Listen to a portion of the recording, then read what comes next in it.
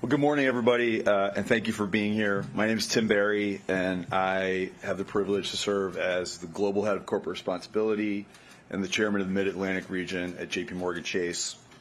And it's a real privilege to be here with you today. But first, I'd like to start by thanking some of the people who made this possible. First, I'd like to thank the Darden School here at UVA, especially Deans Mark Johnson and Greg Fairchild, our Second Chance Business Coalition co-chair, the Eaton Corporation, our Business Roundtable partners, and my JPMorganChase colleague, the amazing, indefatigable Nan Gibson. I'm glad you got that on film, Nan. All of whom and many more in this room who made today possible. I'd also like to recognize that we are joined today by nonprofits, employers, and schools from Canada who are working to build out their own Fair Chance Coalition. This is a great example of how hiring practices and policy changes discussed today are being scaled around the globe. Second Chance has been a priority for JPMorganChase for many years because, simply put, Second Chance policies are good for business and good for our country. 1 in 3 working-age adults has a criminal record, which too often leaves these individuals unemployed or underpaid, costing the U.S. economy nearly $87 billion every year. Let that number sink in. $87 billion every year. So what is JPMorganChase doing about it? We are proud to walk the walk by implementing fair chance hiring practices. In 2018, we banned the box, removing the question about criminal backgrounds from job applications and conducting individualized assessments only after a conditional offer of employment has been made. We've also launched community hiring models in cities where we have a large employee footprint, including Chicago, Columbus, Wilmington, Detroit, and Phoenix, to help people with criminal backgrounds find jobs at JPMorganChase or with other businesses in the communities we serve. Missed a page. And over the last 5 years, we've hired more than 21,000 people with criminal records whose history had no bearing on the requirements of the job they were seeking. Let me be clear, we've made these changes to our hiring practices because recruiting the best talent is critical to our company's success. And as many of you know, roughly a quarter of the U.S. population has a criminal record. It's a waiting workforce. According to new research, 85% of HR professionals and 81% of business leaders report that individuals with criminal records perform the same as or better than employees without criminal records. Our company would be making a huge mistake if we let this talent pool sit on the sidelines of the workforce. It's encouraging to see that many other companies understand this too. In 2021, we partnered with the Business Roundtable and others to launch the Second Chance Business Coalition, co-chaired by our chairman and CEO, Jamie Dimon. Today, I am proud to report that more than 50 major employers have joined the coalition to improve their hiring and retention practices. Together, we can create powerful momentum to drive change and deliver results for employers and the economy. Before I pass the microphone, I'd like to highlight JPMorganChase's advocacy work for policy changes at the state and federal levels. Since 2020, we've supported clean slate laws that have passed in 12 states, including right here in Virginia.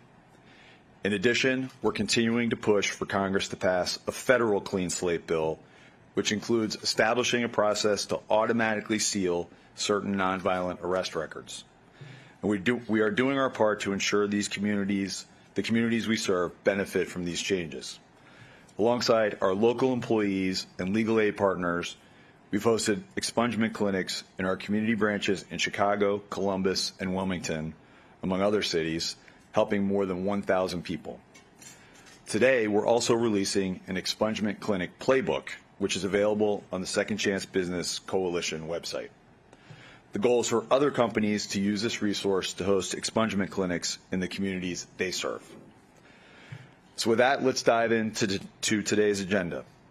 We are so grateful to be joined by an incredibly knowledgeable and passionate group of panelists to learn more about how they are breaking down barriers, be it in the public, private, or nonprofit sector. Thank you again for being here, and I'll turn it over to the amazing and indefatigable Dane Lynn from the Business Roundtable. Thank you, Dane. Thank you. Thanks.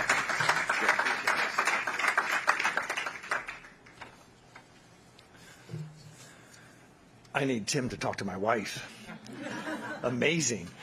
Thank you, Tim, for your powerful words and for being such a strong partner in the work that we're doing together. I mean, you can't leave after hearing Tim and think, man, they're walking the walk. This isn't just a bunch of talk. They're hiring individuals, they're advancing individuals in the companies, and that's what we're trying to do across the coalition. Good morning to everyone, and welcome to the third Second Chance convening. I can't believe we've been doing this for 3 years. We want to extend a special welcome to those who have come from near and far, including our friends from the John Howard Society in Canada. So a warm welcome to our friends from the north. On behalf of the Business Roundtable and the Second Chance Business Coalition, I want to thank our hosts at the Darden School for Business for being such great partners and working with us to organize today's outstanding program. 4 years ago, the Business Roundtable, we were looking for solutions to the pressing workforce needs our CEOs were experiencing. We were looking for fresh approaches to tapping unserved talent and finding people with the skills, the abilities, and the attitudes to succeed in the workplace. This effort has taken many forms, and for those of you that don't know much about the Business Roundtable, and particularly the Corporate Initiatives Group and the work we're doing, there are many other initiatives that we have that where we are intending to weave the fabric of hiring based on skills, looking at the work-based learning models that companies have, apprenticeships, internships, co-ops, mentorships, and the work of the Second Chance Coalition. We see the Second Chance Business Coalition as an opportunity to weave the fabric of all of those together. So hiring and advancing individuals who have criminal records is not some side project. It's essential. It's core to the fabric of hiring and advancing individuals in the workplace. As part of this work, we concluded that the Second Chance Business Coalition was the right approach to open doors to people with criminal records. And we're extremely proud of the accomplishments as we mark our 4th anniversary. As Tim mentioned, we've grown from 28 large employers to 52, companies from a range of industries, and each with its own workforce needs. We've developed a set of resources that Tim's already mentioned, with the goal of helping employers of all sizes attract and retain talent. It's not just about the large companies. It's about the small and medium-sized companies as well. So our resources are intended to help them. These include a guide to tackling the legal challenges of second chance employment, an interactive map that connects people and employers to supporting organizations in 45 states and the District of Columbia, and a first ever metrics guide to help employers measure the success and the impact of their second chance programs, just to name a few. At its core, the effort's about opportunity. It's an opportunity for growing companies to address the very real supply problems they face in finding, recruiting, and advancing talented individuals, a key issue to build and sustain growth. It's an opportunity for the millions of Americans to find employment and get on a career path that will benefit them and their families. It's not about a job. It's about a career path of upward mobility.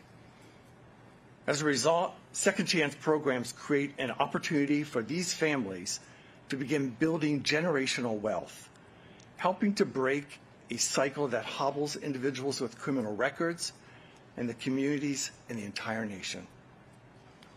Over the last 4 years, our coalition members have generated new opportunities and change the entire conversation around employing individuals with records. In many ways, however, this work has only just begun. According to the latest Labor Department data, there are currently 7.7 million open jobs in this country, roughly equal to the size of the population of Arizona. We've made a lot of progress over the last 4 years, but we have an opportunity to do even more. Today presents an opportunity for business leaders of today and tomorrow to share insights, talk about the lessons they've learned along the way, and present new ideas to take second chance efforts to the next level. It's fitting that we begin with the CEO panel. CEO leadership has been critical to the Second Chance Business Coalition's success, starting with our co-chairs Jamie Dimon of JPMorganChase and Craig Arnold of Eaton. We hear it time after time and day after day. The clearest predictor of success of any workforce initiative, including second chance programs, is CEO engagement. I'm looking forward to hearing from these leaders and all of the other speakers that will be joining us today. And with that, let me now turn it over to Mark Johnson, who is the Senior Associate Dean and Chief Strategy and Innovation Officer at the Darden School. Mark?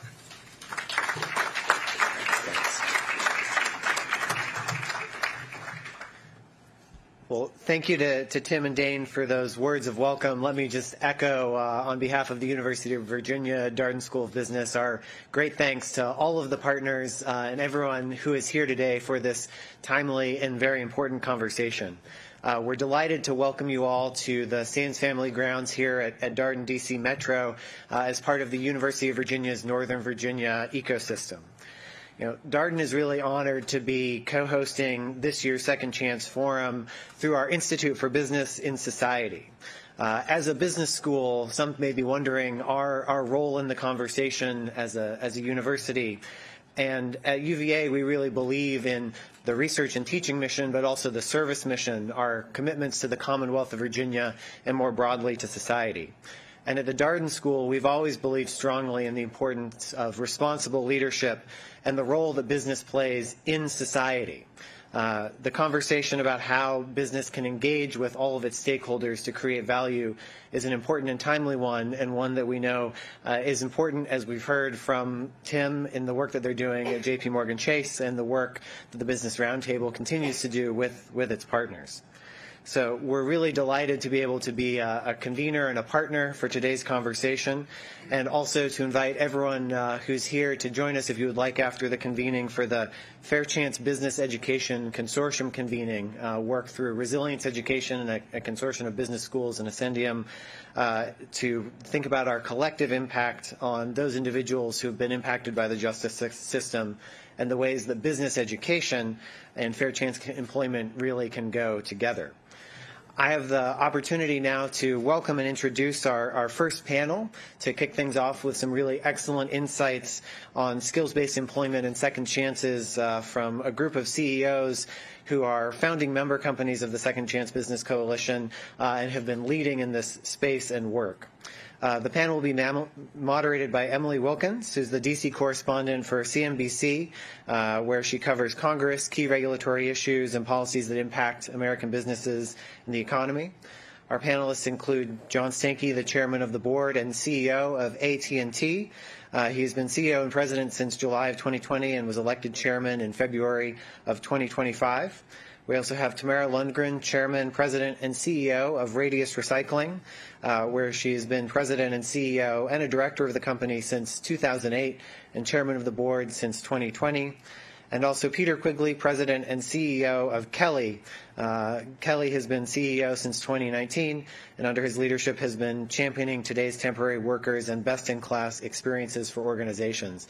And all three of these leaders I know have exceptional insights to share from their commitment to this work. As Dane just shared, that CEO leadership really sets a tone across an organization. So again, welcome on behalf of all of today's partners, and please join me in welcoming our first panelists.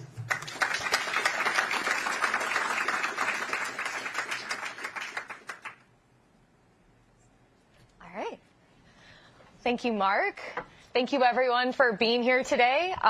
As mentioned, I'm Emily Wilkins, and I'm really excited to dig in to the topic with our panel of incredible CEOs today.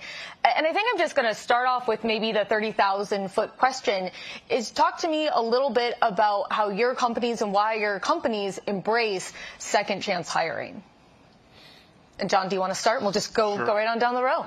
The case was made as we were walking into the room about where demand is right now in the workforce and supply is. And I start out every day hoping that at some point my company achieves the goal of having our workforce actually represent the communities that we do business in.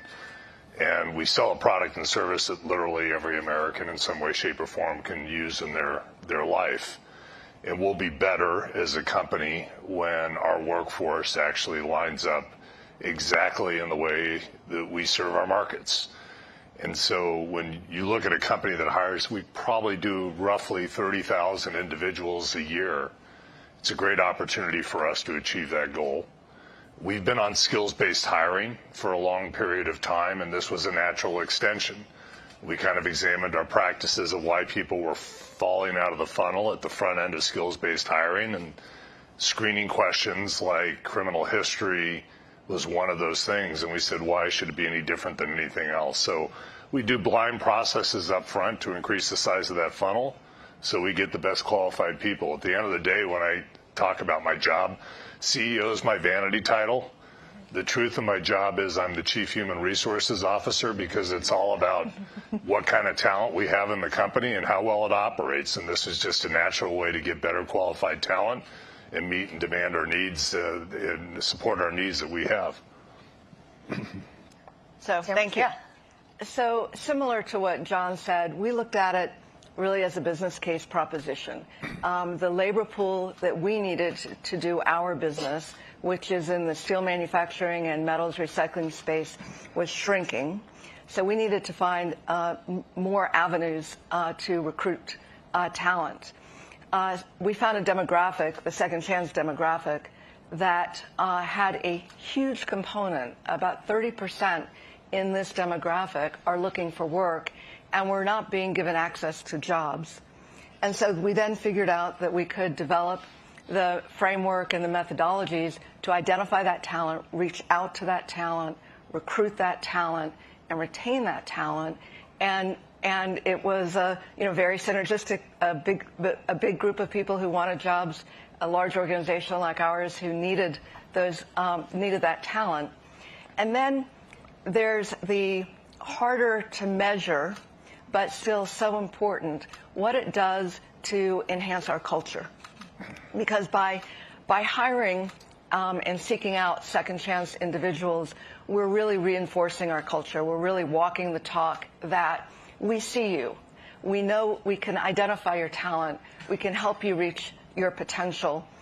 And you also get that, what I call lend a hand,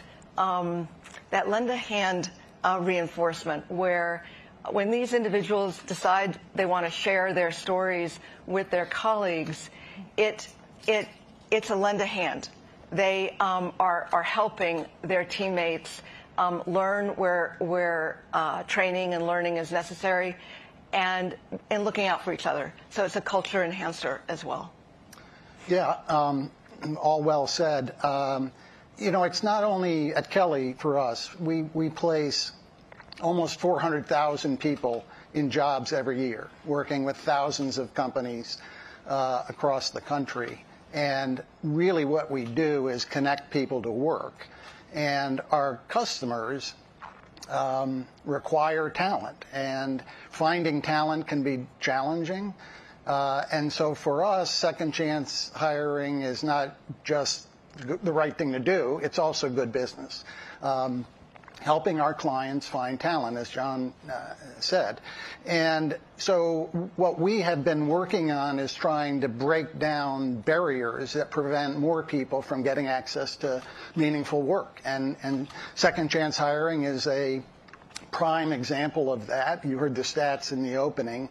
The number of people in our workforce that have some blemish on their record that shouldn't automatically disqualify them from serving in a job. And in our programs that we set up with companies, we measure very specifically things like turnover rate and cycle times and attendance and reassignment and mobility. And the data are unequivocal. The second chance employees are loyal, they're hardworking, the amount of turnover is significantly lower, and our own data suggests that people believe that automatically disqualifying people from jobs is not a good practice. And so if you're in business and you want to attract people to your brand, having fair chance hiring programs, our research shows is good business. I think that's sort of a really great opener as to sort of why you guys started thinking about second chance hiring and some of the benefits you've seen from it. I've got a couple questions, although I want to keep this in a conversational flow. So if I ask someone a question, you're like, gosh, you should have asked me. I have a great answer. Feel free to jump in.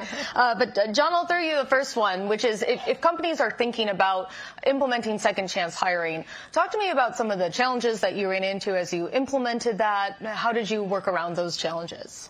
I don't think our challenges are really any different than they are in our general hiring practices, to be candid with you.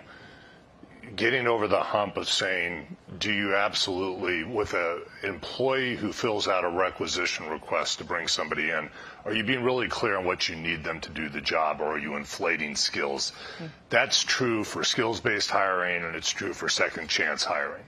And so training hiring managers to be really diligent around qualifications and thinking at a composite level of work, even going a step further, in some cases restructuring work to open up a source pool where maybe you can compartmentalize certain capabilities that don't require higher degrees of education that then allow you to have a bigger source pool to pull from. We've had to do some of that. That's true whether it's second chance hiring or any other skills-based hiring. And we've had to coach, teach, do workshops on that. That has been probably one of the greatest opportunities for us to open up. Putting the processes in place where you're screening in a non-discriminatory fashion for skills or any other characteristic of hiring is actually fairly straightforward, because people who do that repetitively every day. So you can put controls in place, you can teach, you can train, and the back-end process on that is a lot easier to manage than getting people to put the right kind of qualification requirements in place and speccing the job.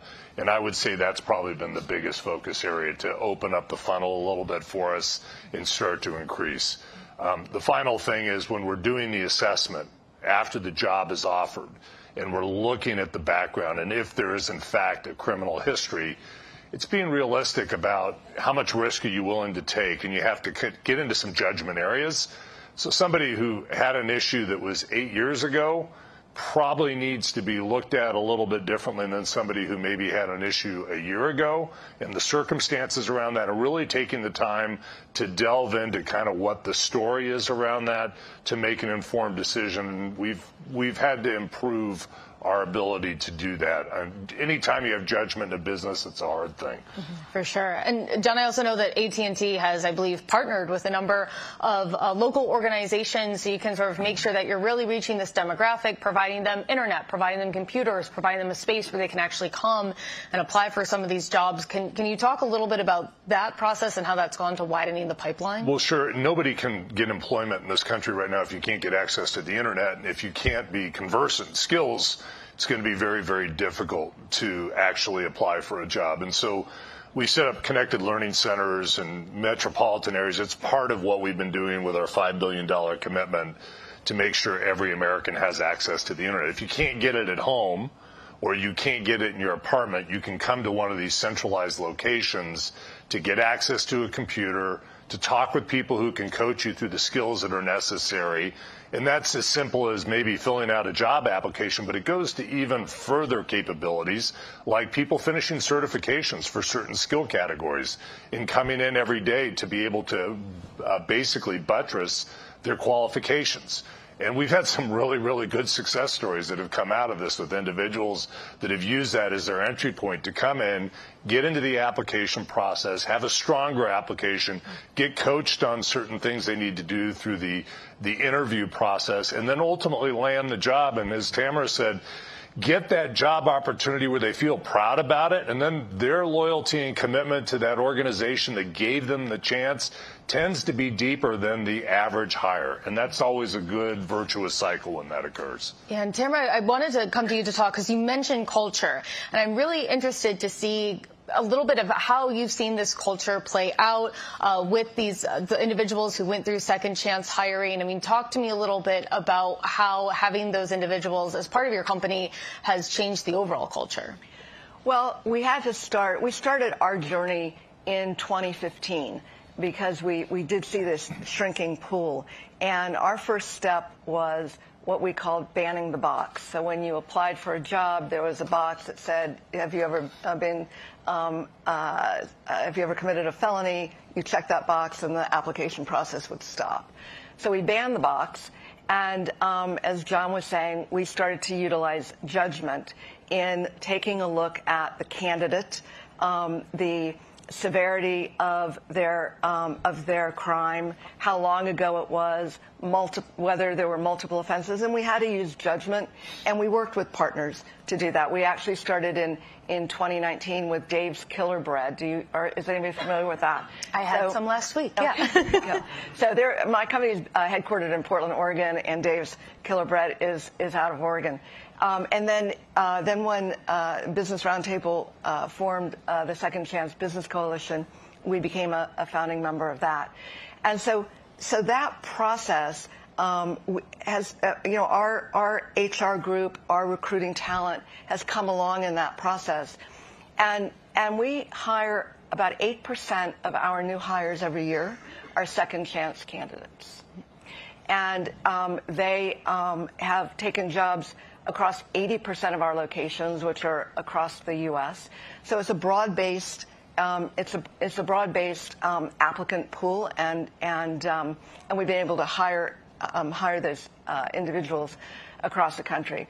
But from a culture perspective, we do a lot in terms of training, and we have created a Build a Better Future where we offer hundreds of online courses. We've had and this is since 2021, we've had 6,000 courses taken. 10% of the individuals who take them have been able to advance. And so, again, it's about walking the talk. And so many of these individuals are helping to train themselves.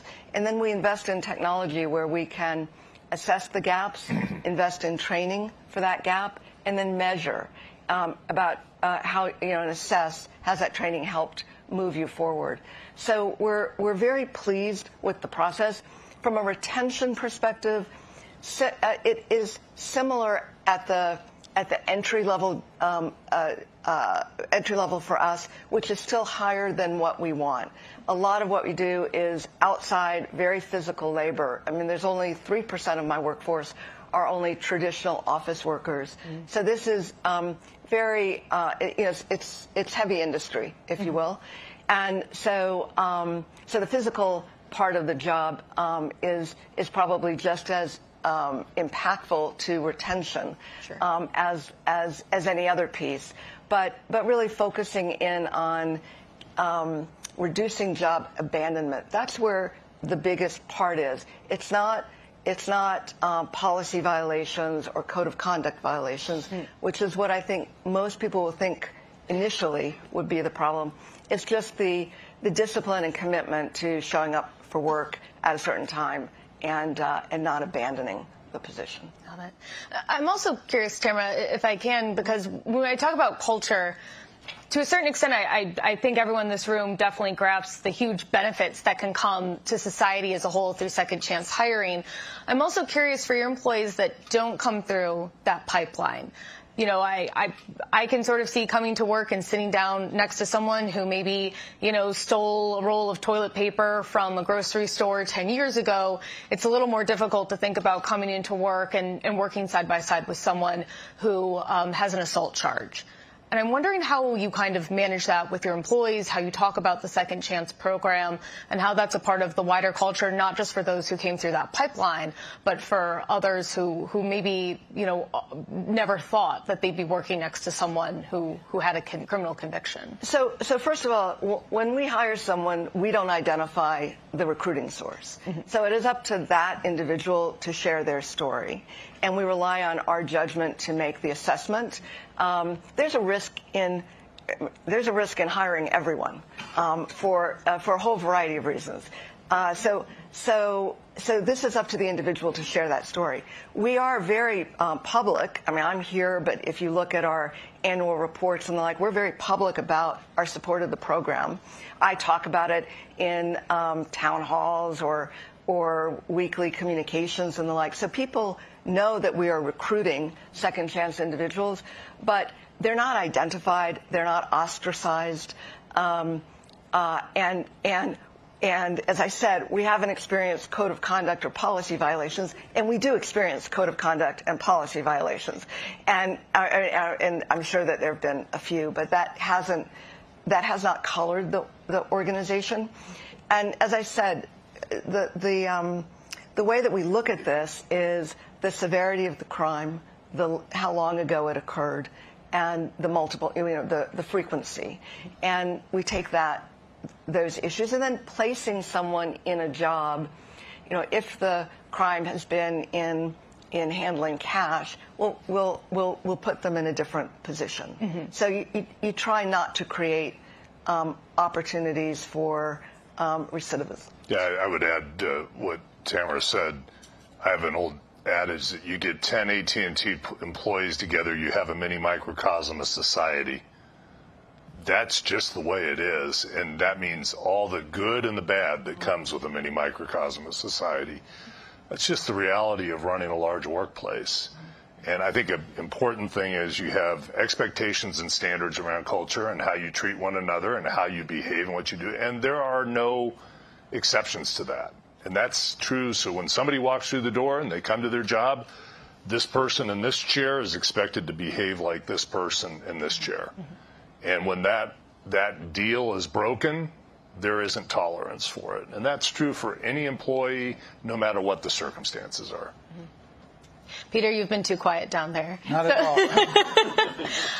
If you want to jump off of that topic, go ahead. I also wanted to ask you about the Kelly 33 program, and of course, and some of the success that you've had with other companies, including Toyota, that you've worked with. Yeah, I'd be happy to. But I will comment to echo what Tamara said. One of the surprising things that we found with companies that we work with to establish fair chance hiring programs is the collateral benefit to their culture for their non-second chance population. Because even though we don't recommend that you identify an individual as being a second chance hiree, they often will acknowledge that that's part of their history because they're talking over lunch or what have you. But the amount of goodwill that is created in the other part of the population of the workforce is really tangible and noticeable. So in terms of the culture, there's a benefit there. The Kelly 33 program, the 33 stems from the fact that 33% of the working age population has a blemish on their record. That's where Kelly 33 came from, as you heard in the opening. And we established Kelly 33 after I became CEO, largely based on a very successful program we ran with Toyota, as Emily mentioned, in which they were having trouble attracting people to their production facility in Georgetown, Kentucky, and we worked with them to establish a program where we screened 1,200 individuals that had a blemish on their record. We ultimately placed 700, 800 of those individuals who were qualified for the job. The turnover was significantly lower than the general population. The attendance was better. There was not one individual, not one, that was terminated for a violation related to their criminal conduct. So it just goes that these are people who want another chance, and if given the chance, they are loyal, they're dedicated, and we work with companies not only on second chance hiring, but also on breaking down other barriers. There are a number of companies, thousands of companies that have barriers that prevent people from getting access to meaningful work that they don't even know why they have the policy. A lot of these will prevent people with autism or other neurodiverse individuals from getting jobs. Veterans who don't have a 4-year degree but have been responsible for teams of hundreds aren't qualified for a program management job because they don't have a 4-year degree. Drug policies that may have made sense in 1975 when they were put in place, but they're still in existence, and nobody can really explain why the policy exists. So we work with companies as part of the, not just Kelly 33, which is fair chance hiring, but program we call Equity at Work, which is to try to break down any barrier, unjust barrier anyway, that prevents more people from getting access to meaningful work. And Toyota is one case, but we have other examples. We worked with a home decor company during their seasonal holiday ramp. They were way behind their production targets. And we established a fair chance program, and in a very short amount of time, we had 200 people on the production line. They caught up to their production targets, and they hired a lot of those people on a permanent basis because they're loyal, they show up, and they're good workers. Peter, I'm wondering, a lot of the stories that we've heard are from companies that are struggling to fill open roles. And I'm wondering, Peter, just because you are so passionate about this, because your company does so much for it, can you talk a little bit about what pitch you would make to someone who says, well, our hiring is fine, we get lots of applicants for positions, we're happy with the people we have, why should I be open to looking at second chance and looking at things like Ban the Box? Well, talent is hard to come by, and turnover is expensive. And, even if somebody believes they have a really successful hiring workforce program, chances are it could be better. And second chance hiring is a perfect complement to an existing program, and we work with companies to encourage them because, as John mentioned, this is an incredibly wide talent pool that exists, that's available, and working with these individuals and working with hiring managers to understand how to bring them on board and assimilate them into the general workforce can be an extremely productive contribution to a company's performance. Absolutely. John, I wanted to go back to you here and talk a little bit. I think Peter kind of laid out, and Tamara and yourself as well, that a lot of these individuals who are hired, they do tend to be good employees. They're dedicated. But I'm wondering, is there anything too that AT&T has started doing to really make sure that these employees are retained, that they are able to develop their skills, and that they're able to kind of grow within the company? Yeah, there's some really good stories. In fact, one of our employees was recently featured in People magazine, and it wasn't a second chance hire in this case, but it was a skills-based hire of a homeless individual. And I think what's the essence of the story is the essence to your answer to your question. The individual came in with an opportunity to be supported in everything that AT&T and the employee community has to offer. Not only the opportunity for employment and meaningful work, but the support of their peers, the opportunity to get access to health care, mental care, capabilities to organize financial services in their lives, what they can do to further their education through tuition assistance and credentialing. And when somebody comes into an ecosystem of that support, they have an opportunity to change the trajectory of their life. And I think having that network or that web of support, which are all the things that if we looked out societally and said, if our communities did all this, would we have less homelessness or less recidivism in criminal history and all those kinds of things? I think the answer is probably yes. And so I would say you have to look at this as an ecosystem of support. in lifting these individuals up, and they become your best, their best promoters and the best advertisement for your brand when that occurs. And I think that's what's been able to give us success, because we do a very nice job of not only paying our employees a good living wage that allows them to attain middle-class status, but they're supported with a lot of other capabilities that are necessary to deal with life as it is today, which is challenging and stressful for many people. Yeah. And I'm hearing a lot of overlap, I think, between skills-based hiring and just trying to make sure that you're looking at just beyond someone's maybe academic or the previous job that they had. Tamara, can you talk a little bit about kind of how you think about skills-based hiring and maybe how you would encourage those whose companies don't do skills-based hiring but are interested in it? How do they get started in something like that? So we look now at competencies, not just credentials. And I think that's the big shift for us.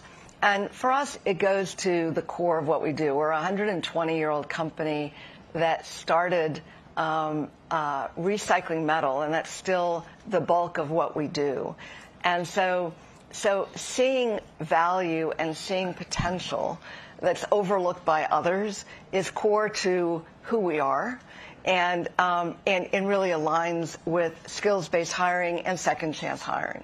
So for us, when we rolled out a focused skills-based hiring program, we first started changing the mindset to let's be really clear-eyed about what the skills are that are needed for the job, irrespective of what you bring.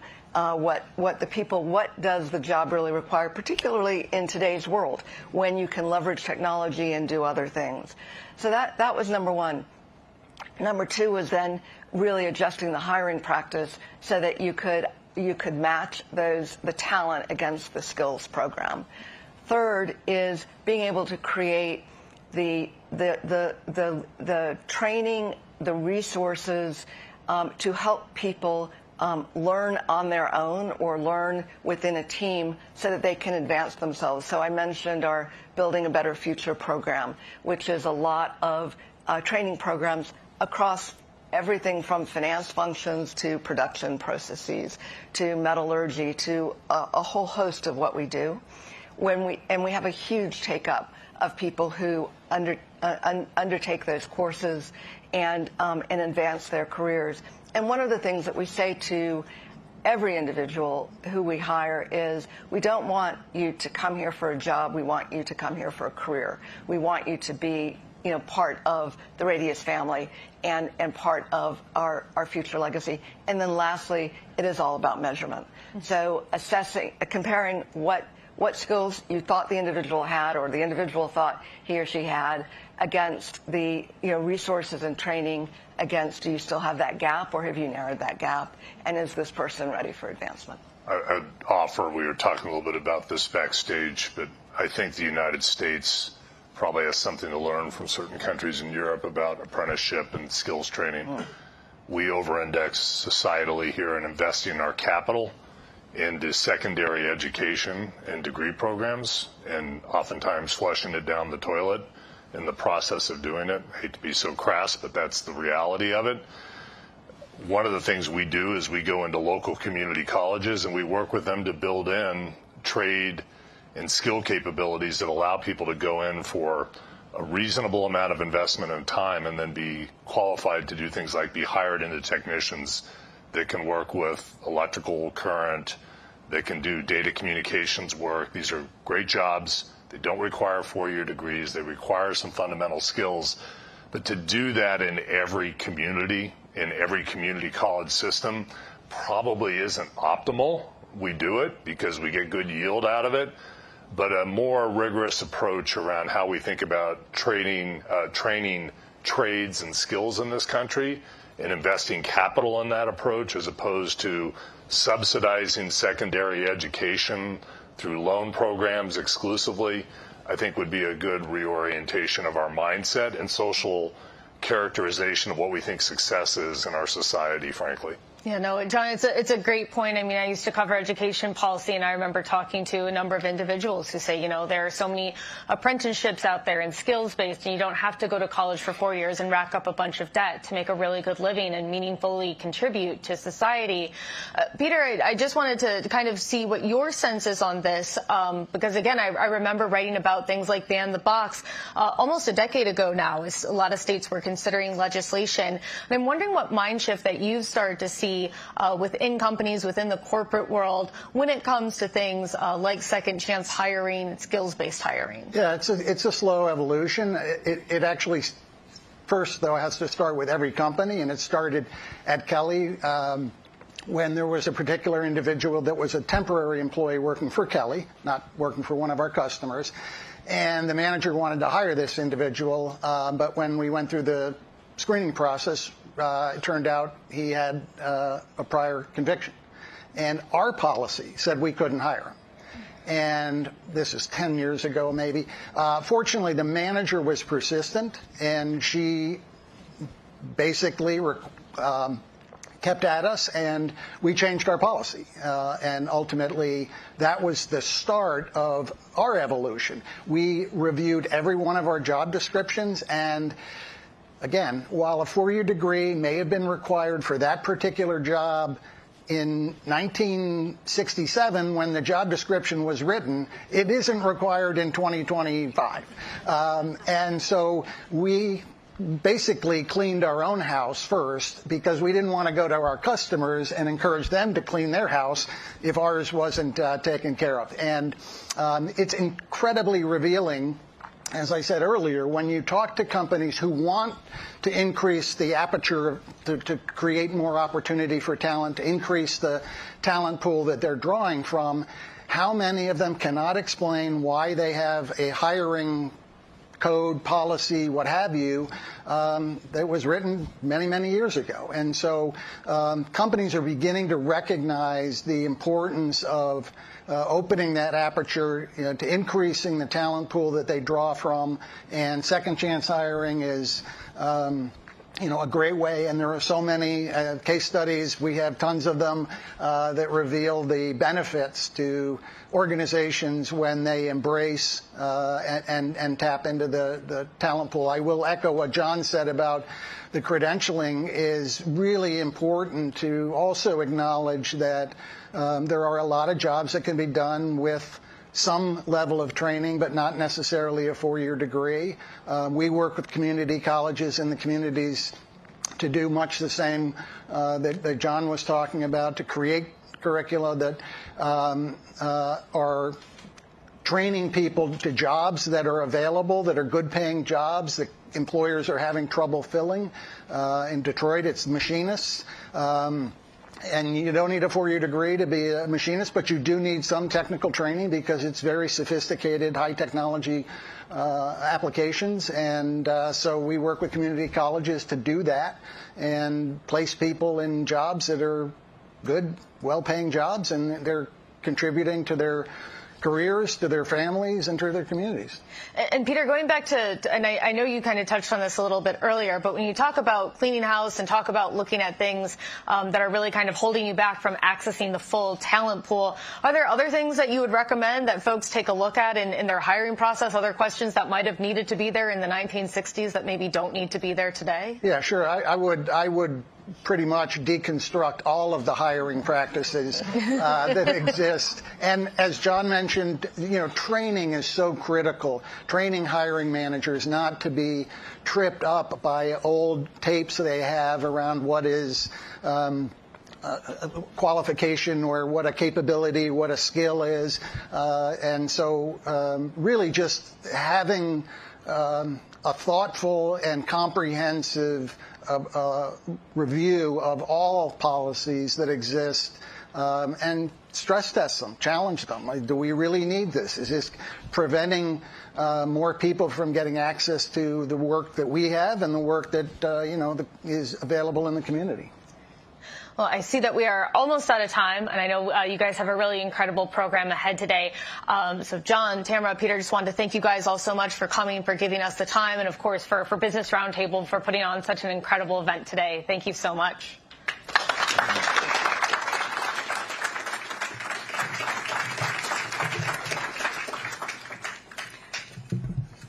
Good morning. I am Karen Price Ward, Senior Director at Business Roundtable. I will be your MC today. And again, that was wonderful. I could hear the passion through our executive leadership and just how they are really committed to second chance initiatives. So at this time, we are going to hear from two more CEOs. These are the co-chairpersons of the Second Chance Business Coalition.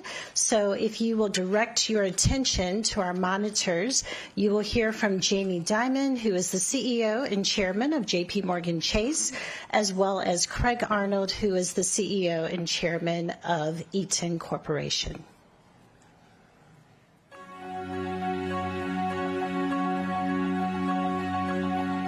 Getting a good job is never easy, but for nearly 1 out of every 3 adults who have a criminal record, it's even tougher. They are much more likely to struggle with unemployment and to be left behind for mistakes they made in the past. As a result, they are missing out on the opportunity to provide for themselves and their families and to give back to their communities. Our companies, our economy, and our nation are missing out as well. In this hyper-competitive global economy, we simply cannot afford to leave more than 70 million Americans on the sidelines. JPMorganChase is committed to giving people with criminal backgrounds a second chance. In 2020, they made up 10% of our new U.S. hires, about 2,100 people. They're growing as professionals, supporting their families through the benefit of a good job, and making us a better company. Businesses have an important role to play in addressing inequality and helping remove barriers to economic opportunity, including giving people with criminal backgrounds a second chance. That's why I'm committed to this effort and serving as a co-chair of the Second Chance Business Coalition, a new initiative focused on encouraging employees to create and strengthen their second chance employment programs. Leveraging the support and expertise of our partner organizations, coalition member companies will be equipped with best practices and support to help people with criminal backgrounds get their foot in the door with a good job. Connecting people with stable and promising career pathways is good for them, their families, and communities, and is good for the economy as a whole. Thank you very much for joining in this effort. For most of us, at some point in our life, we needed a second chance. Perhaps not because we had a criminal record, but for some other reason. And we're all where we are today because someone gave us a second chance. They gave us an opportunity to start over.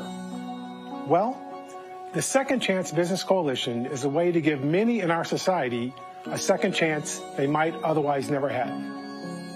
Today, the U.S. leads the world in incarcerations, with 2.3 million people currently behind bars. Once released, more than 2/3 of these individuals will likely end up as repeat offenders, in many cases because they can't find employment. So a felony conviction may as well be a life sentence when it comes to re-entering the workforce. Another hard truth is that the criminal justice system in the United States disproportionately affects people of color. And the long-term effects on families and the entire communities are painful, with a knock-on effect that can impact generations.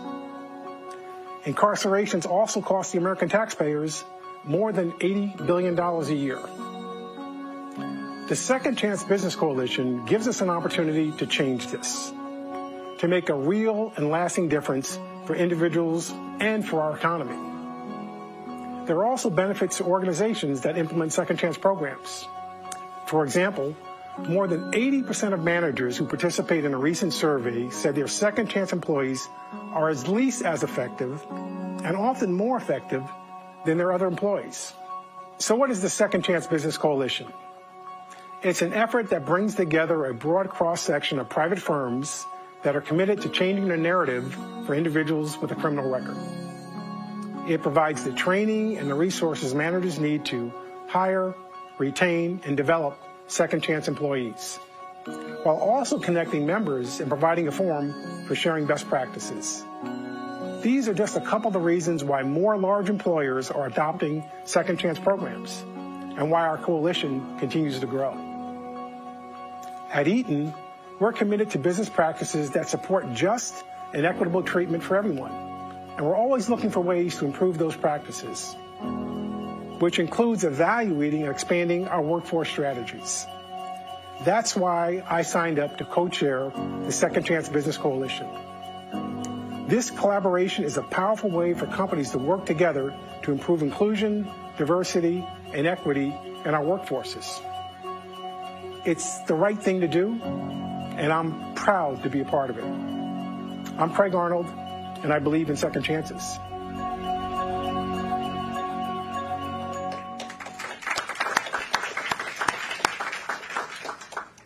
Well, as it has been mentioned before, we have an exciting lineup today. And so next we will hear from one of our two technology-focused presentations. This panel is called The Role of Technology in Advancing Second Chances.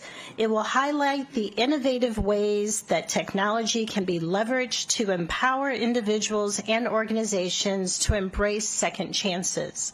From digital platforms that connect employers with qualified candidates to tools that aid in skills, training, and development. Technology certainly plays a critical role in supporting re-entry and expanding access to employment.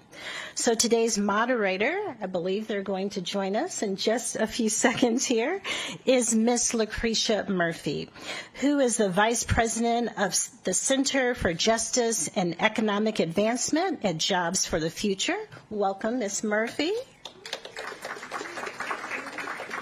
Ms. Murphy, she develops integrated strategies that increase economic opportunity for individuals and economic prosperity for communities, with an emphasis on economic advancement for young people and adults who have criminal records.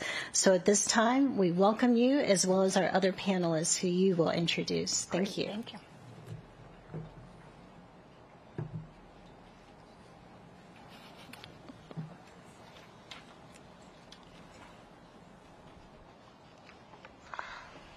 So great. I'm so happy. I think I have the best job of the day. We get to have a conversation talking about the role of technology, both for individuals who are seeking jobs and also for employers to help them really understand how to hire and how to hire well in this second chance space. So with me I'm not going to do their long bios. I'm going to let them do more of that, but you'll see that in your program. So we have Matt Joyce, who's a partner at Envoy, who's really been working in the field for a long time with employers. And then we have Jody Anderson Jr., who's a co-founder of ResMe, working both bridging that gap between employers and people who are job seeking, but also helping to build the capacity and the opportunities for people who are seeking jobs. So let me turn it over so that we can start these questions. I think my first question is for Jody. As you think about, Jody, the work that you've been doing with individuals who are seeking education and economic opportunities, can you talk a little bit about how your platform helps them overcome the obstacles that they're facing as they seek those opportunities? Yeah, for sure. Thank you for that, Lucretia. So at ResMe, we really believe in technology as like a force multiplier. What we see in the justice tech space is how I would like to categorize it, is that there's a lot of laws, there's a lot of policy, there's a huge network of businesses and nonprofits that are actively supporting justice impacted job seekers. They're just not aware of all of those resources and the support that's there for them. And so what we see is technology is like an enabling force to bring all of those different parties together to help individuals gain access to employment and educational opportunities. More specifically, like operating from a systems level, I think individuals are not aware of how much technology influences every aspect of our lives. And so although there has been a very long-standing movement and a tradition at this point for fair chance hiring, second chance hiring, technology has been one of the missing pieces, right, to help kind of supercharge or scale that impact.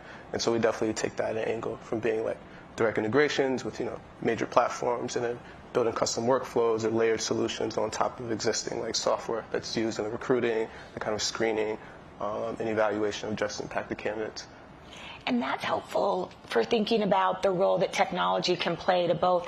The force multiplier, I think, is a great term because we really want to think about not just one-on-one, but how are we scaling those opportunities at the systems level as well. Matt, do you want to talk a little bit about the obstacles from your perspective working with employers that they most often face, and what are your strategies for helping them overcome those? Yeah, thanks, Lucretia. I would say, well, it starts with awareness, right? So just a quick nod to us all being here and understanding the value proposition of this work. Having large employers say, hey, this is a smart thing to do. There's a business case for hiring people with past convictions. Having business associations, leaders in workforce all kind of come together and make this work normal, I think is a really important starting point. But in our work, most of the companies we work with are already there conceptually, right? They understand the value, they understand sort of the rationale for expanding their workforce, for opening up more opportunity, and really the barriers become tactical. So we see companies, you know, and I heard Peter mention on the panel earlier, sort of HR policies written in the 70s, right? That is a theme for us in our work with employers, right? Because HR policies are so sticky. They get written, you know, in one context, under one set of circumstances, and it's really, really, really difficult to sort of update and modernize and change those policies. And so we see, you know, policies written in a very different talent environment when we didn't have the research and the understanding of the rationale for the work. And so I think for employers that we work with, really being able to sit down, think about what should background screening look like, you know, with a modern workforce and given everything we know, and then trying to get the right group of people together. Because I think that's the other big barrier at companies is when you're doing policy change, you need legal's input, and you need communications, and you need executive leadership, and you need talent acquisition. And so trying to figure out, you know, how do we get the right people together, understand what best practice looks like, and how the companies that are doing this really well are screening in people with irrelevant convictions to the job and are doing individual assessments in a smart way. And so I think it's, you know, once we make the business case, it really just becomes about the tactics and giving people and companies the tools to do this work well.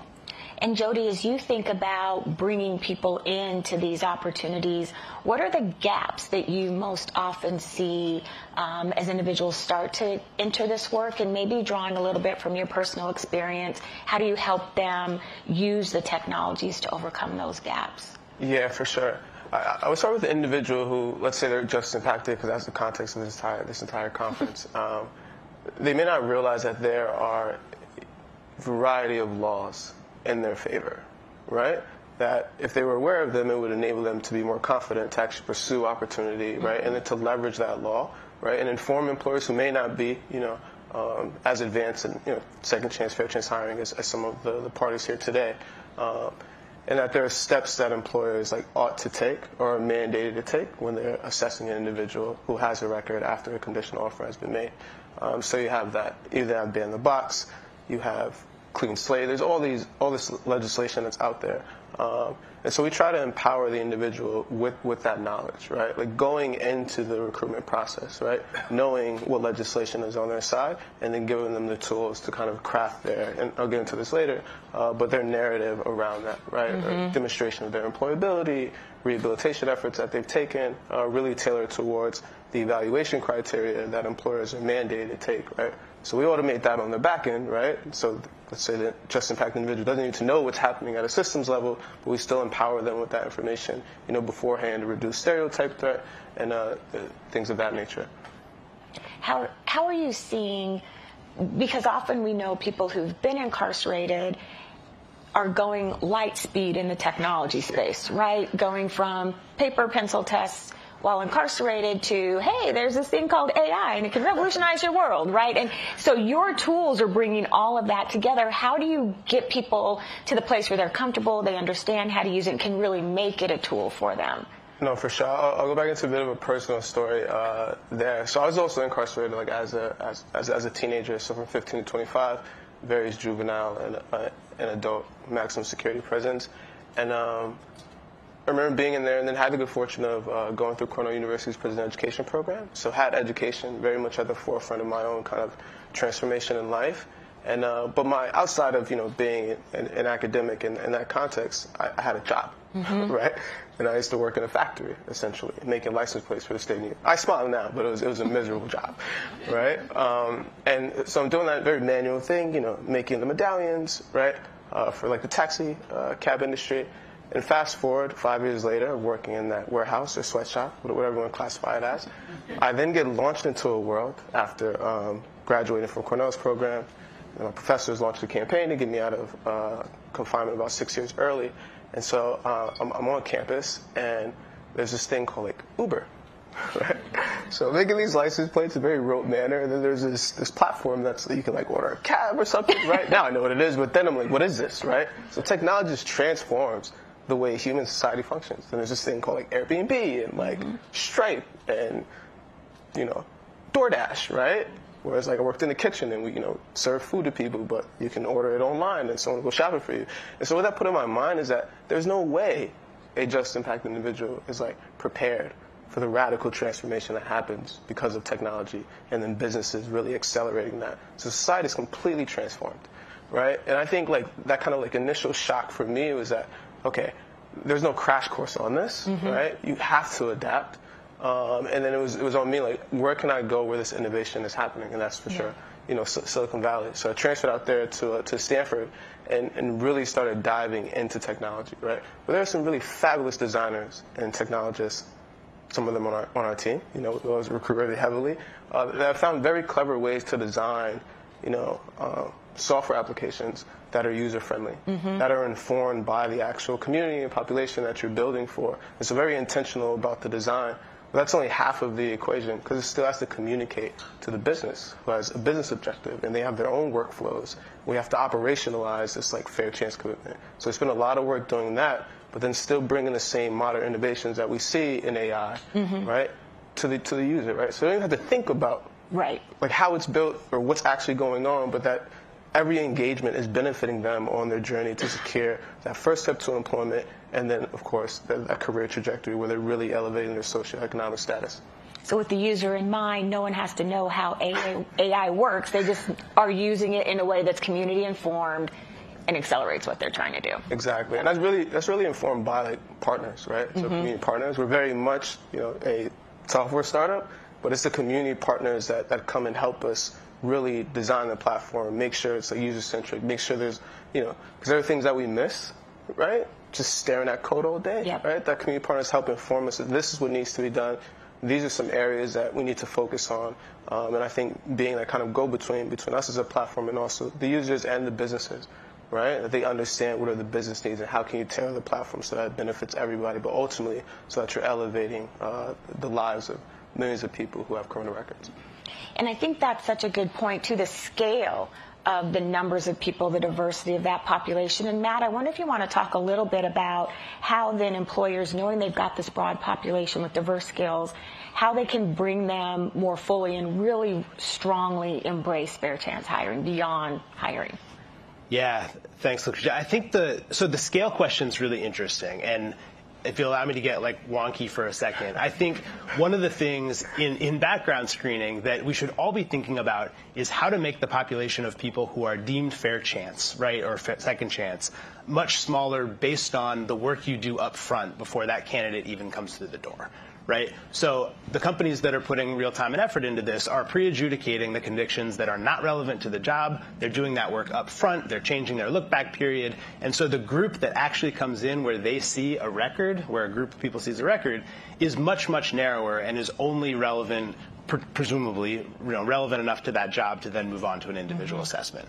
And so I think the scale question, as we're thinking about how do we look at a third of the population, 80 million people, and think about the upfront work that companies can do is like, let's narrow that population that even has that as a mark, as they come into the company.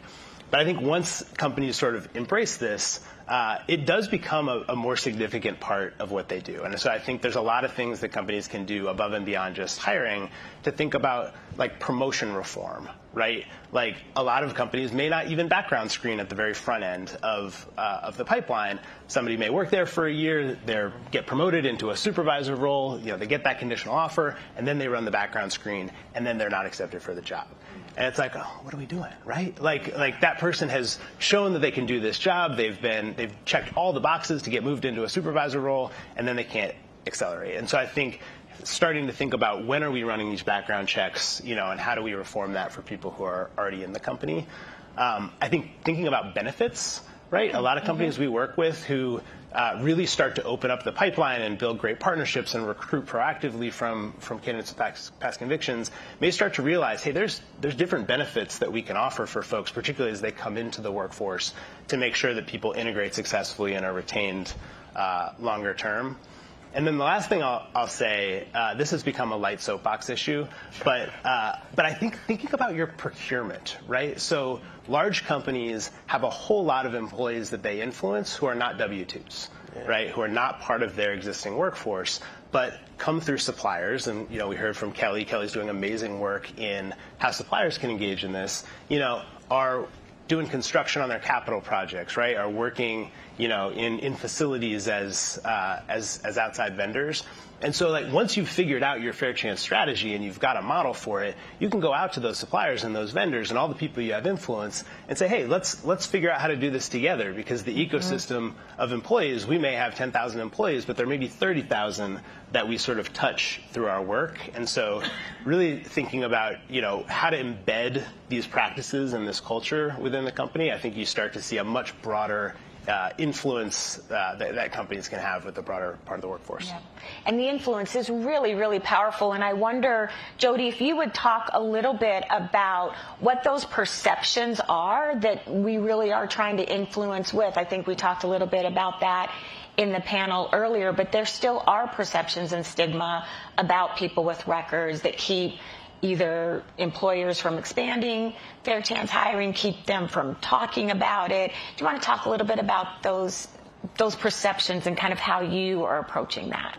Yeah, I think it's going to be a Herculean effort to remove all the bias in society. But what I do see happening is there's such a need to recruit, right, or to have the best talent. And we live in an ultra competitive world, right? Especially in the let's say the business sector. And so I think that alone will overcome the bias. What we try to instruct just impacted individuals is you have to demonstrate your employability, right? You have to almost go out of your way to overcome what could be the biases that are in, let's say, HR manager, whoever is assessing you as a candidate has in their mind. At least in the particular cases that we've been talking about, an individual has already been given a conditional offer. So at least initially, somehow, some way, you've gotten through all the hoops and someone has deemed you are a fit candidate, right? And so actually, I think the odds are in your favor at that point, right? And then it's on you to kind of we were working with the San Diego County, and they said you need to produce a highlight reel of your accomplishments and everything you've done and how you've overcome these barriers. And you're speaking to the kind of vulnerabilities that an employer may think they're assuming by taking you in, right? So you're showing how much community engagement you've been involved in, how much rehabilitation, how much volunteering, how much work experience you've had, both traditional and non-traditional, some of the certifications you've taken, other forms of education, whether traditional 2-year, 4-year route or through trade school. And it's all those things, so it's overwhelmingly the case. And you're confirming the bias in the HR manager's mind. Yes, I did pick this person. Right? I gave them the job. Yeah. The background check, has some damaging content maybe. Sometimes they're inaccurate, just for the record. But largely, you're confirming the bias that you are indeed the right person, right? And you're giving, that personnel the confidence to go to the rest of their team. I told you, look, not only did, initially on the application, in the interviews, what I found out about this individual, but now during this individualized assessment phase, I now have all this additional collateral from the candidate, right? And I am now even more emboldened to spread this throughout the rest of the org. And we feel that's a much more powerful approach than coming from a deficit mindset, that you should hide away from that. Because I think the employment landscape is actually on your side. The business case you just made on the previous panel, and then I think the competitiveness of just the economy is on your side as well. I'm just going to throw this in, Max. I see you nodding. I know you want to jump in. How do employers play a role in changing those perceptions? Thank you, Lucretia. It's very perceptive. So I mean, the work that Jody and team are doing is amazing because so when you get to that individual assessment, right, it's a human making that decision, right? And there's a ledger that human is looking at, right? And there's a background on one side of the ledger and there's qualifications on the other side of the ledger. And that person or people has to ultimately decide, what of this is job relevant and is this person qualified for the job, right? And I think, so one is just how do we make sure we maximize what's on the side of the ledger that is qualifying, right, that is moving that person in. But I also think the way in which companies outreach to people and give them the opportunity to provide that information is a huge, huge sort of missed opportunity in a lot of cases. So, oftentimes you get the conditional offer, right? You get a background check comes up, that comes up with a record, candidate may get a letter, and that letter has some pretty scary language in it. It's like, gotcha, you found something. And somewhere down the letter, it's going to say, there's a process that we go through, and you can submit, this kind of appeal, and you can give us all of the rationale for why you think you're a good candidate for the job, tell us the context, tell us what's happened since. But the number of candidates, when they get that gotcha letter, that actually reply, I wish I had the data, maybe someone in this room does, but it's pretty low, right? So there's an alternative path, right, which could be done through technology, could be done through picking up the phone and saying, we wanted to hire this candidate, we found this record, let's have a process by which we reach out proactively and say, hey, we want to learn more. This is the process we go through. We've got some standard questions. And so I think giving the company every opportunity to engage that candidate, to bring them in, to have them share the information, and then having a process to decide. And I think that's going to be, a continued challenge for companies is how do we make sure we sort of deliberate and get to the right decision once we have all the information. That's helpful. And I think Matt also opened up with the awareness. And I think part of having these conversations, everybody in here gets to be, right, telling the story, carrying the water about perceptions of really the positive end, right? The opportunities, the business case. And I think that becomes a really powerful community building activity and a social awareness activity for all of us in the room as we leave here and go about our work. So I think that's just a really encouraging call to action. And Matt, you're actually building out a platform now to kind of help employers understand all the processes, get some resources. Do you want to talk a little bit about that? Yes, very excited to talk about that.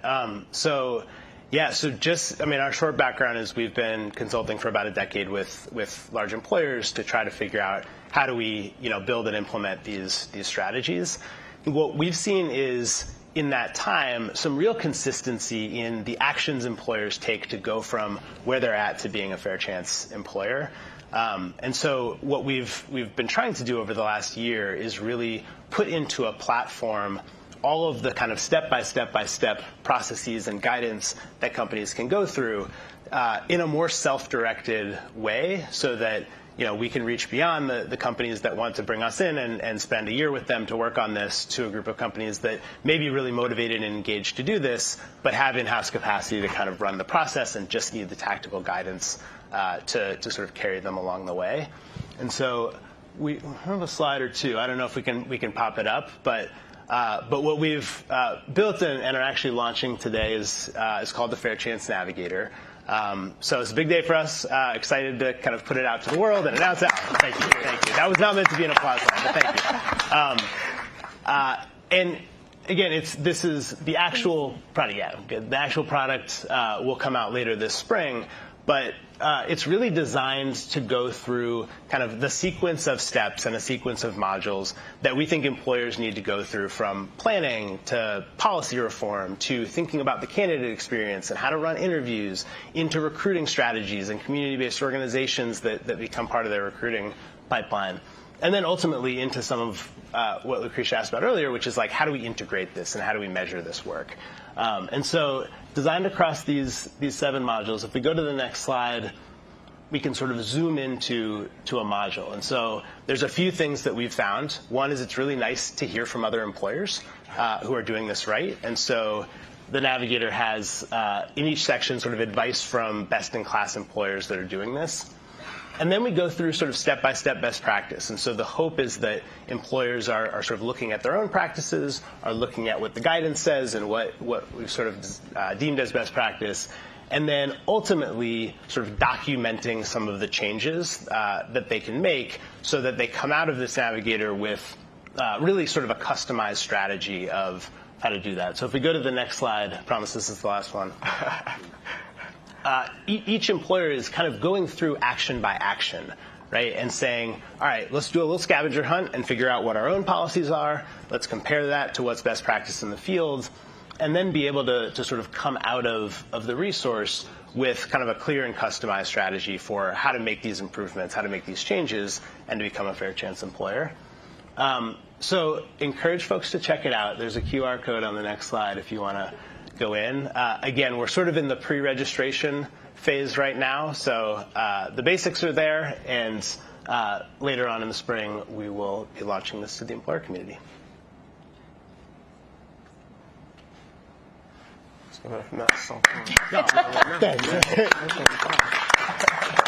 kind of building on that, because we've got a few extra minutes, building on that, Jody, I wonder if you want to talk a little bit about kind of what the user journey is for ResMe. Like, what do people see when they come in? How do they activate it in different scenarios? Yeah, so there are a few pathways that we like to take in particular. The slides should come up shortly. But so we'll have community-based activation. So think of nonprofits or reentry organizations that are already servicing the just impacted population. And we try to give them the resources and the tools so that they can enable their kind of like candidates to get ahead of this process. Right? They already know that the individual is going to fill the background check, right? They're being recruited or jobs are being advertised to them in hiring jurisdictions that are governed by fair chance hiring law. So we know there's a certain set of laws and policies that mandate an employer is supposed to take a specific amount of steps in order to assess the candidate. So we make sure the candidate already has the collateral, the documentation for the individualized assessment before they even get to that phase, right? Because it's going to happen, right? So it's one pathway, and then say they apply for a job, they don't have to check the box on the first page, but eventually they get the conditional offer, and a background check gets run. You get some of that damaging content that Matt was alluding to earlier, and then when the employer requests for more information, they didn't have this collateral instantly, right? So it may take the background check, 2 days if you're working with Checker, a week and some change if you work with some of the other parties, but the individual already has that material for the individualized assessment, right? So they're ahead of the process, and the law is on their side. So you have that's one entry point.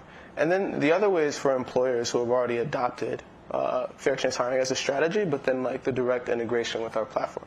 So what you heard Matt say was like walking employers through the kind of step-by-step process. How can you transform your hiring strategy to be a fair chance hirer? And we are coming in as like a layered solution. Once employers figure that all out, they now have their process, we'd like to operationalize that and standardize that across your entire org.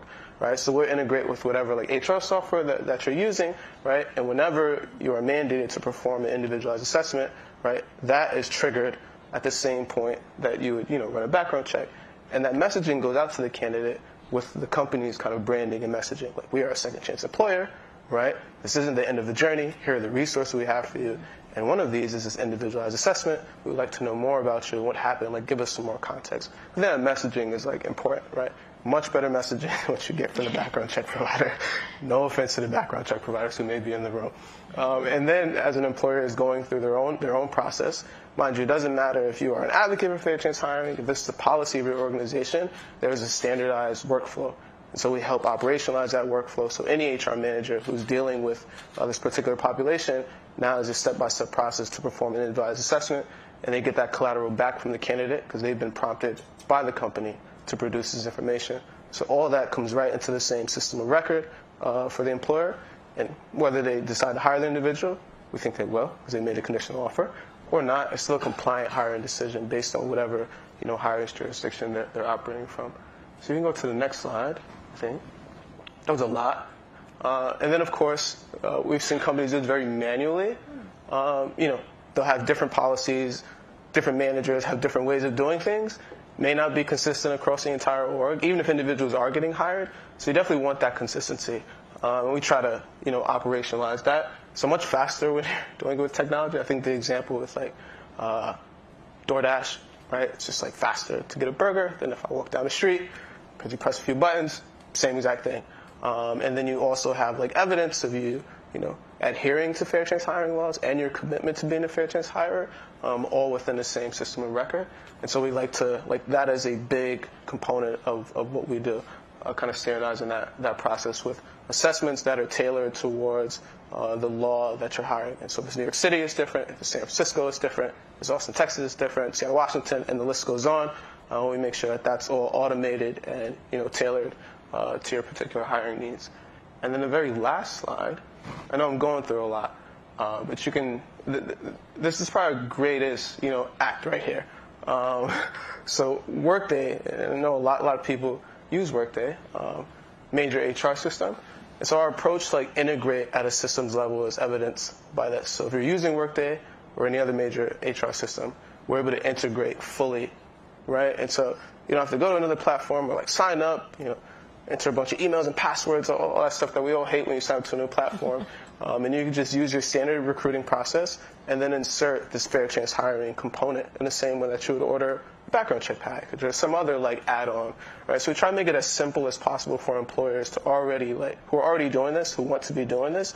So we reduce the friction. But technology is able to reduce a ton of friction, right? So using the tools that are already out there that have already created a lot of business efficiency, we learn from them, build with them, and then give that to employers in order to supercharge their own fair chance hiring efforts.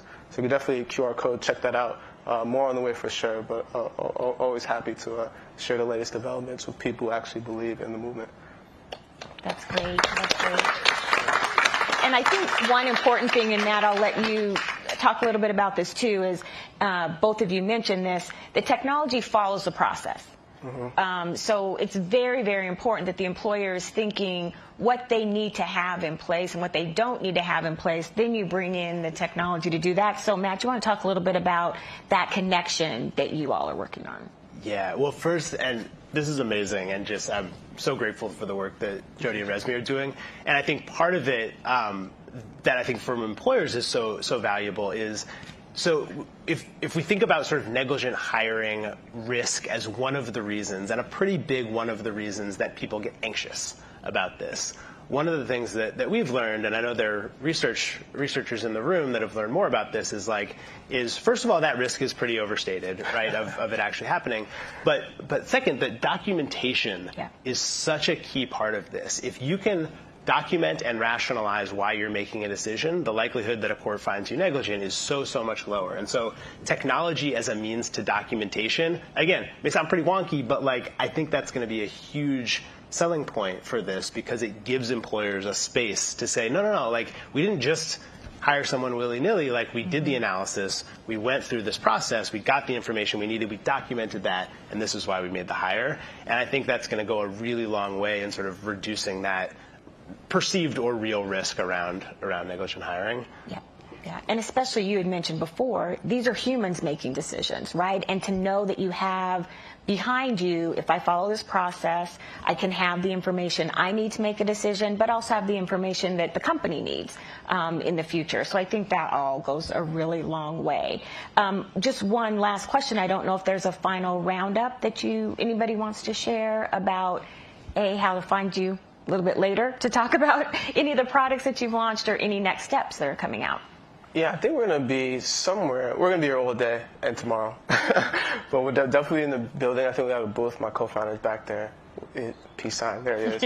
But definitely, you can check us out at Resume. You can check us out in Workday. But we're always interested in building the next generation of products, right? And so if there are employers or just organizations who just see slightly around the corner, we want to be right there with you.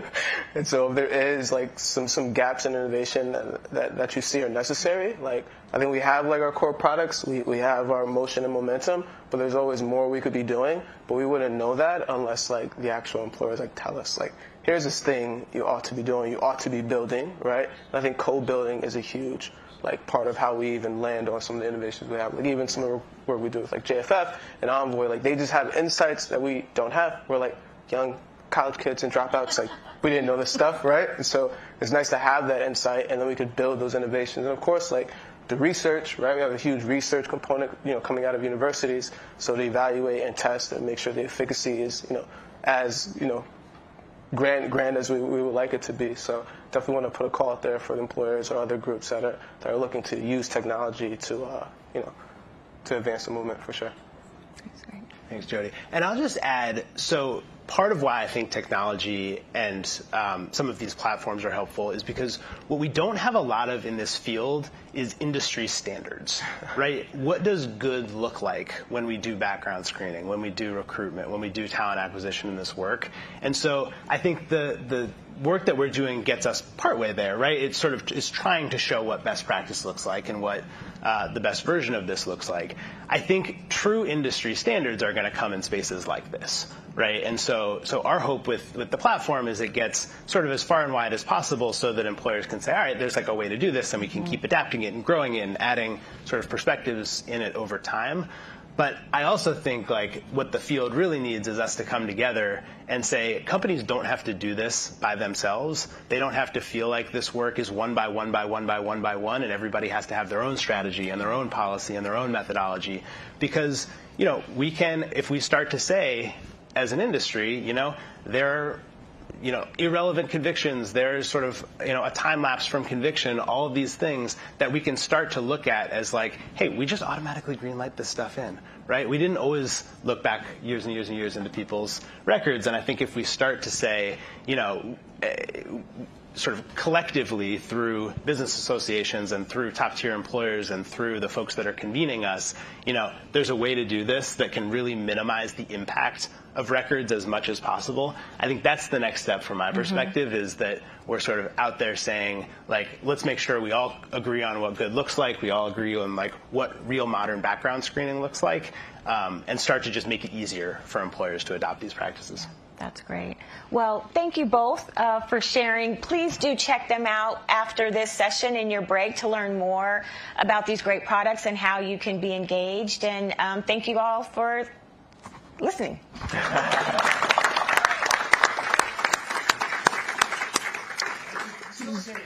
Yes, wonderful job, Lucretia, as well as Matt and Jody. And again, love your forward thinking. I need an AI supercharged class, so I'll see you out during break. And with that, we are going to have a 15-minute break. We will resume at 11:15. Please enjoy the beautiful views, and we will see you shortly.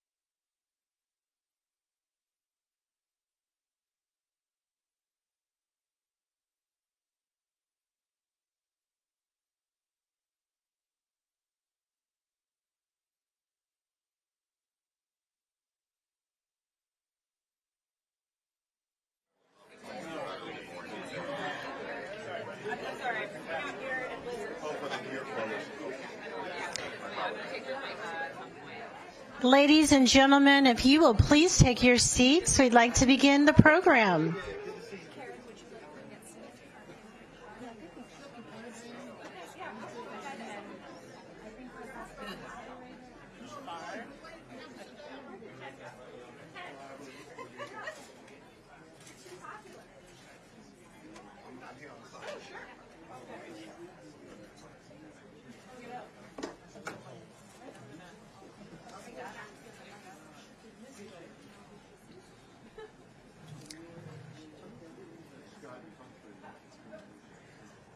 Welcome back. Welcome back. Hope you feel refreshed, got a chance to network, check some emails, make some phone calls.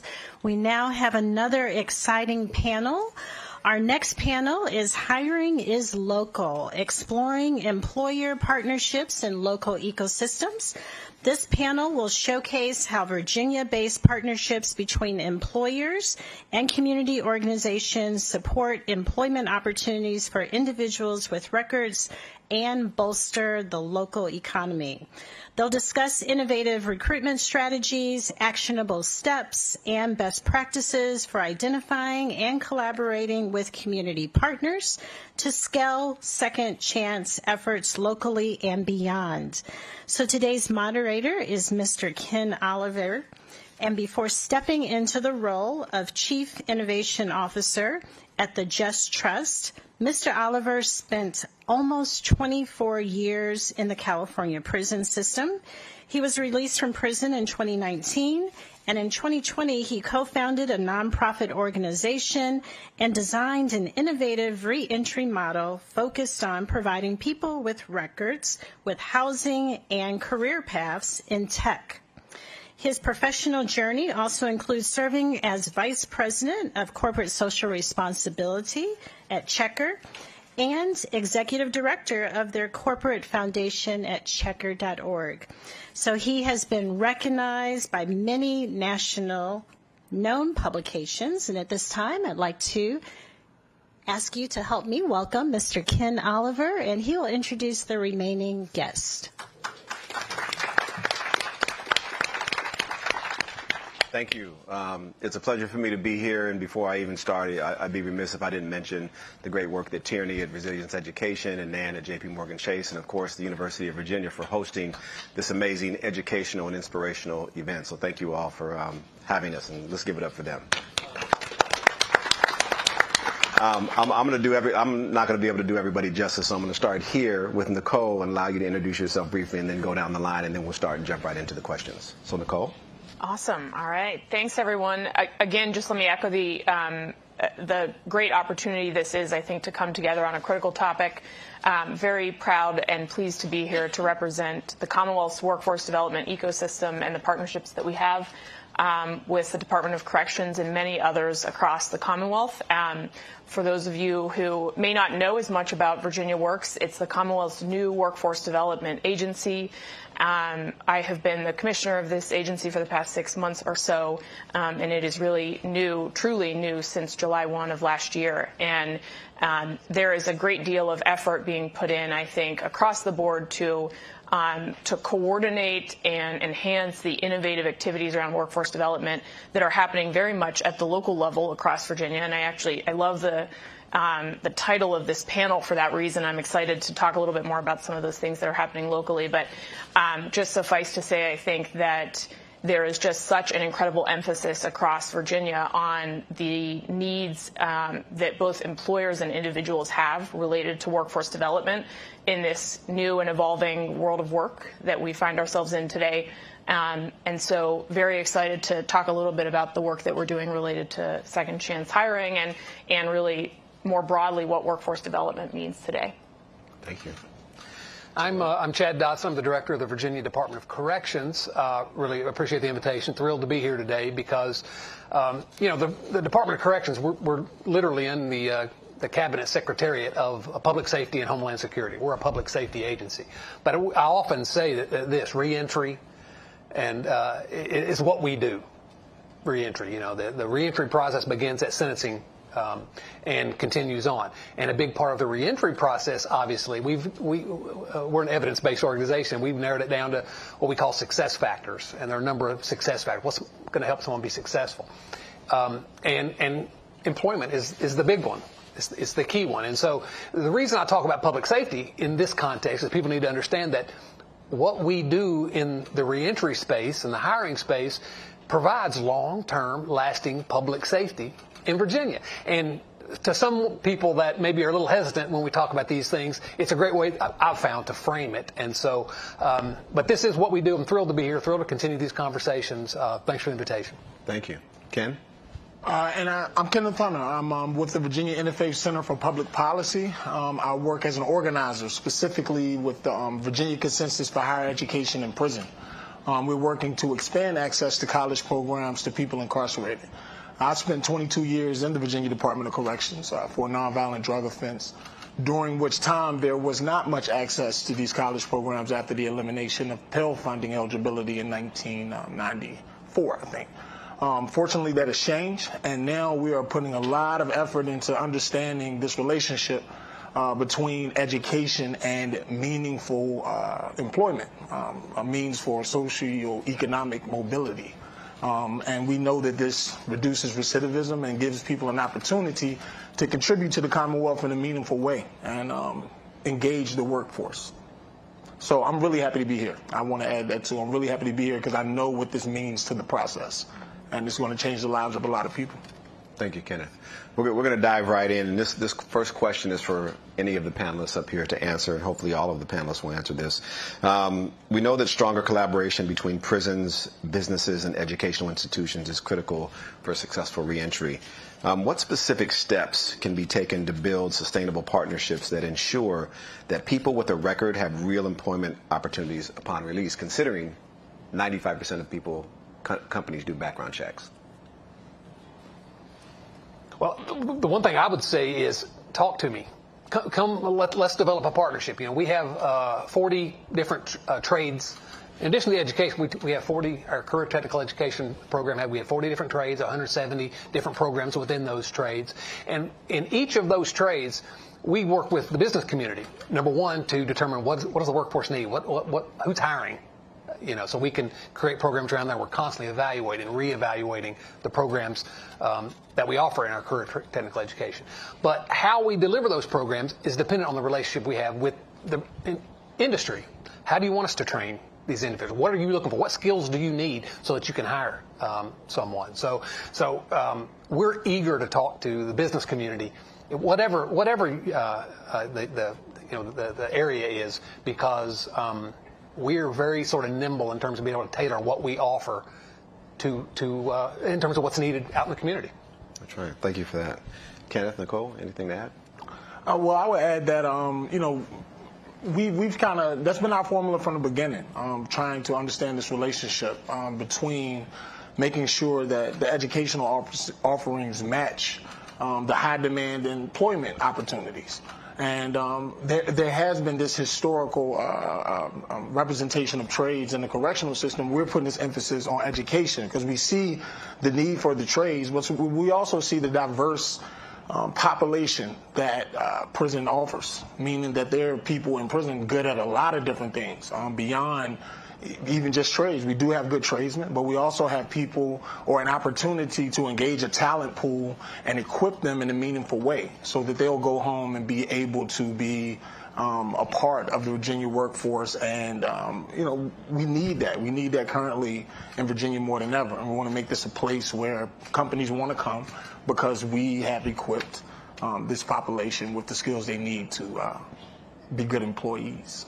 Thank you. Can I just one thing really briefly? I have talked about trades, going to talk about trades probably more, but I don't want to forget this piece, the education piece, because we're trying to meet the community where they are and what's needed. That is a broad range. For some, it's remedial education. For a lot of people that are incarcerated in our facility, it's college education and beyond. We're partnering with the Virginia Community College System. We've in process of upgrading all our broadband so that we can actually do virtual classes with our community colleges. So if I focus too much on trades, don't let it detract from we have a broad range of things we're trying to do to help equip individuals for success. Yeah, I'll second that. I just want to second that. Absolutely. There wasn't a lack of focus. In fact, we have an agency in Virginia, VOE, Virginia Office of Education and Economics, who are really studying this and providing the data we need to make the meaningful changes. Trades have been a great thing, and we're just now getting that Pell funding restored, and Director Dotson has been instrumental in us exploring this with the Virginia Department of Corrections. Thank you. If I can add just real quick on that point, I was going to also bring up VOE, the Office of Education Economics. If you're not familiar with their high demand occupations list and the dashboard and the work that they've done there, really the underlying premise of that data and research is what are the skills that are growing in demand, and how does that translate into the occupations for Virginia that are currently in demand and are going to continue to be. And then understanding from there what are the education requirements, how do you look at that against education requirements geographically, all these different other ways of looking at that data. I think one of the things that we all probably are trying to make sure that we think about, and for those of you who are employers in the room, we have that quantitative data, that projection data. We need the qualitative side to the opportunity to work with you to really understand how those high demand occupations translate into the way that you do your hiring. And one of the things that I would say from Virginia Works' standpoint is that I like to call us translators. We're translators between the needs of the employer and the needs of the individual, and the skills that the employer needs and the skills that the individual brings to the table, and trying to help fill some of those gaps and help someone navigate their career process. In order to do that, we need to be able to work with both sides, and I think we do a lot of that, but we can continue to hear from you, those of you who are really thinking about this from an employer lens, about what's the next level of qualitative information that you can share with us on skills, occupations, career pathways, what the entry level role is versus what that individual could grow into in 5 to 10 years if they stay with your organization. And so I think that's just another lens or another angle on kind of the long-term goals that we have, I think, from a workforce development standpoint that I would add to the conversation we've already had. Thank you. I want to go off script just a little bit here because you guys touched something very near and dear to me, which is the skill development piece. And having had the honor to work with hundreds of companies and thousands of formerly incarcerated individuals, one of the biggest gaps is the digital literacy skills gap. And with prisons' emphasis on safety and security and what's happening in the marketplace, where it's a prerequisite that you need to know how to send a Gmail. It's a prerequisite that you need how to open up a drive or sign into Zoom or do something on your mobile phone. I'm just curious, probably for you, Chad, how are you all thinking about how to incorporate digital literacy, which is a fundamental skill now that most elementary kids have, when it comes to skilling up the workforce outside of the trades? Sure, and digital literacy, computer literacy, these are things we teach anyway, because obviously we know. Because we supervise 61,000 individuals after they're incarcerated. Currently we have 61,000. So we have a little bit of an understanding, I think, about the challenges they're facing when they first get out. So we're using that to inform what we teach inside. Digital literacy, computer, we're teaching them all the time. Now, I just challenged our agency about a week and a half ago with a program that I'm calling What's Next? What's next? And a big piece of that is the technology piece. And I mentioned upgrading our broadband, but we are going to trying to get expansive about what we do with technology, because it provides such an opportunity to reach individuals that we didn't have before. And so our inmates have tablets. We're getting new tablets that we're going to be able to load education software on, about certainly digital literacy, but helping them learn how we communicate in the world today is a big piece of it. Okay, thank you for that. Nicole, I'm going to turn to you and talk a little bit about Virginia Works. Can you tell us a little bit about what you all are working on with employers to create career pathways that lead to long-term stability for individuals that have records? Absolutely. So I might start by saying I alluded to this earlier a little bit about my interest in this panel being focused a little more at the local level, and I would say that in part because of the fact that another aspect of Virginia Works that you may or may not know is that we have staff members who sit in every region of Virginia in what are called Virginia Career Work Centers, American Job Centers, many of whom work directly with the Department of Corrections on a day-to-day, week-to-week basis, going and preparing those who are about to reenter for job placement activities, helping them get connected to other supportive services, wraparound supports that they need to make sure that their first job when they reenter is not just a first job, but is a pathway to something long-term and sustainable. And so a lot of that really is augmenting maybe and supporting the capabilities of what DOC is already doing. And I think we're really focused on making sure that we work hand in hand together in that process, because I think we know that these individuals need as much support as we can give them, and really as much diversity of support as we need. We know there's breadth and depth of services that would be really beneficial: transportation, housing, everything else, not just the preparation for the initial job. But it is very much our focus to make sure that that initial job placement is as effective and as good of a match as it can possibly be. So that's one thing I would say. From the standpoint of kind of, to take it back a little bit to the employer side of things, I mentioned earlier that we really very much are that translator in between what the employer needs and what the individual needs. On the employer side of things, we work with thousands of employers on a day-to-day basis who post their jobs through the Virginia's. We have 2 really job posting websites that are part of the broader workforce system in Virginia. Employers who we work with to post those jobs have the opportunity to denote in the system if those jobs would be eligible for a second chance citizen. And we are continuing, I think, to improve not only the technology that we utilize to help employers go through that process and make their jobs accessible to as many individuals as possible, but also to improve the support that comes with that. And so perhaps if they're considering checking that box for the first time, that we consider the kind of playbook. I think there's been some discussion already today that's been really interesting around just the different types of supports and tools out there that are much more technology enabled than they've been in the past that can help employers start down this path. So we're looking at some of those too in terms of how we can kind of make the process a little bit easier to manage, so that we're not necessarily just saying you can come post a job with us, but also we can say we're going to help you with the recruitment process, the hiring process, and some of those kind of HR aspects of the management of this if you're running the process for the first time. And that's very similar to what we do also for employers who are interested in starting a registered apprenticeship program or another work-based learning program or something else. So, we have to have that understanding of an employer's talent journey and an understanding of how HR works in a business and all that, and really try to think, I would say really holistically about all the different ways that employers are rethinking their talent life cycle, and figure out the best ways to make sure that second chance hiring is at the forefront of what that looks like. Thank you for that. Insightful. Kenneth, I'm going to turn to you.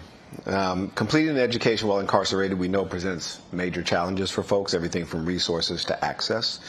Based on your own personal lived experience, what is the most effective way that you can give that we should support incarcerated individuals with acquiring skills through education and training to increase their ability to secure market-driven employment once they're released? There's a lot of work that has to be done in that space. I mean, I did 22 years, so during that time, I did not have meaningful access to college programs. So I guess my first thing as a person who loves education is that we have to figure out a way to make college programs more accessible. I don't envy this man's job because of the challenges that they have to address. But the good thing about Virginia specifically is they recognize the importance, or we recognize the importance of figuring out and addressing these challenges. You asked about technology earlier, and I heard the other panelists, which I look forward to speaking to him afterwards, talk about that gap. 22 years is a million years in technology. So, I left in 1999 before everybody was even using the internet. And I came home to a world that only uses the internet. And that presents a lot of challenges for the layman. Now but we're also talking about a demographic society that are dealing with a lot of things already when it comes to reintegrating. So the thing that I love about education, though, especially with prison education programs, the qualifications require them to basically mirror the classroom experience of their counterparts in the free world. And that experience demands technology. So through education, you get an opportunity to use the technology that you're going to be using upon your release. In addition to that, there are very humanizing relationships between teachers and students. I had an opportunity with Director Dotson to attend a graduation at Haynesville, and I was able to see the relationships between the college faculty and the students. The students are hungry. This is their opportunity, their chance at redemption. And so they create these relationships that are very different than the relationships between correctional officers because they have a different role, right? So you have these humanizing relationships that by default prepare you to deal with people that you're going to see upon your reentry into society. So to me, to support it means to work around these challenges that we face that kind of stop us from or make it challenging to bring these programs into these institutions. And I think that as long as we show a support as a society for an opportunity for these people to, for this group of people to educate themselves, then that's the support that I could have used, and that is the support that I think that those incarcerated could use right now. Yeah, thank you for that. I'm a big fan of saying that most prisons, especially people who are 5 years or less, should look more like college campuses than prison environments, with more caseworkers and preparing people for those situations. And hopefully more states will adopt some of the programs that you have implemented in Virginia. So, Chad, I'm going to segue into you. Many reentry programs focus on job placement, but career advancement is just as important. And I often talk about that in terms of livable wage employment, because most of the stuff that drives this is poverty and lack of access economically. What initiatives are in place to ensure that formerly incarcerated individuals can move beyond just an entry level, which in some cases does not give a person enough sustenance to survive, especially if you live where I live in the Bay Area in California, beyond entry level into sustainable careers that provide that livable wage access to the middle class economy? Sure, and there are a couple things I'll point to. First, I guess I would want to just echo what was just said here. I think all three of us were at that graduation at Haynesville Correctional Center. So my previous career before becoming the director is I was a circuit court judge, of all things. And so I was in the room every day for a decade and a half for someone's worst day of their life, essentially. I had a full head of black hair when I started. I get passionate about this because getting to see things like that, and I go to as many of these graduations as I can, when you see individuals who are motivated, who are talented, who are accomplishing something and being celebrated for that accomplishment, it really, it's been a good sort of, it's a full circle moment for me, just seeing it from one side and now on the other. So I get excited about doing that. Now, in terms of the career development, it's used. So the couple things I would say. Number one is every individual that comes out of our facility go through what we call our workforce readiness program. Okay, and so this is where we're teaching actual job skills, but this is where we're teaching what we call soft skills. Right. Putting together a resume, interviewing. The things that, timeliness, being on time, all these things. But also part of that program is career development. How do we aim for something past just that entry-level job? So we are giving a program to try to teach them to think about that. Now, the other thing we're doing is, specifically in our trades, is that while incarcerated, so we have all the certifications. Welding, for example, you're going to get whatever welding certification you need that's nationally recognized. But also what we're doing, we have a business development coordinator in our welding program that's creating relationships with businesses. Finding out exactly what we have over 300 second chance employers that we work with, and so we are able to help place sort of individually. And but we're not just giving someone a certification. Okay, so every certification we have, there are actual jobs within the facility that we want someone to get out with their certification, with their skills, but also with a line on the resume that says, look, I've been doing this. You come out as a welder, you're going to have a master welding certification so that you can build a full career. And then we try to translate that over into when we're on supervision to help support that. So nothing that we teach is with the idea of let's help. I mean, we have a serve safe certificate for restaurants. A lot of that times that's entry level, right? But with everything we do, we always try to focus on what's next, and we try to let that guide how we train. State of Virginia has really taken a progressive approach because I've worked with a lot of DOCs and they have no relationships with the businesses in the community. So they're teaching antiquated trades in many cases, refrigerator repair, lawnmower repair, those types of things. They're not tied to the market. But to your point, you guys have 300 second chance employers you're working with, so you understand the tie and the through line to the skill development is actual employment. So really applaud your efforts there in Virginia. Well, and it started before me, so I wish I could take all the credit for it, but this is something, Virginia really is on the vanguard in a lot of ways here. But I walked in on my first day as director, or the first week as director, and I went to my deputy director for programs, education, reentry, and said, what are the 30 biggest employers in Virginia? Thinking that, oh, here, I'm going to focus them on, let's dial in on what we actually, okay, here's a list, here's the relationships we have with each of them. So it's something that Virginia's been developing for a long time, and we're really trying to lean into it. That's great. Now. That's great. Nicole, I want to turn to you a little bit and talk a little bit about policy, something near and dear to me. Just a few weeks ago, Governor Youngkin signed into law House Bill 1759. Which formalizes legislation for career navigation and job placement assistance for individuals incarcerated in Virginia.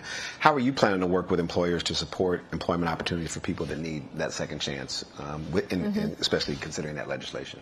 Well, I think it's probably worth, and I think there's a few bills actually of note over the course of the past session that have been continued to change the game for Virginia and how we're approaching this topic. And I think it's been something that that Governor Youngkin and this administration have been very focused on with the prior Stand Tall effort and all that. We could go into it, but suffice to say, I mean, number one, to answer your question, we will be doing it together. I think that, and not just even between Virginia Works and the Department of Corrections, but at the local level with the many partners who are engaged in this effort. You know, I know one of the questions I think that we were at least talking about a little bit was, you know, the role of community organizations and everyone else who needs to come to the table. And earlier in one of the panels, I wrote down one quote that I heard, which was, you know, you shouldn't be expected to do this alone. None of us should be expected to do it alone. Same for employers. We all have to come together, I think, to support both the individual and the employer. And there's many different aspects of what that support looks like.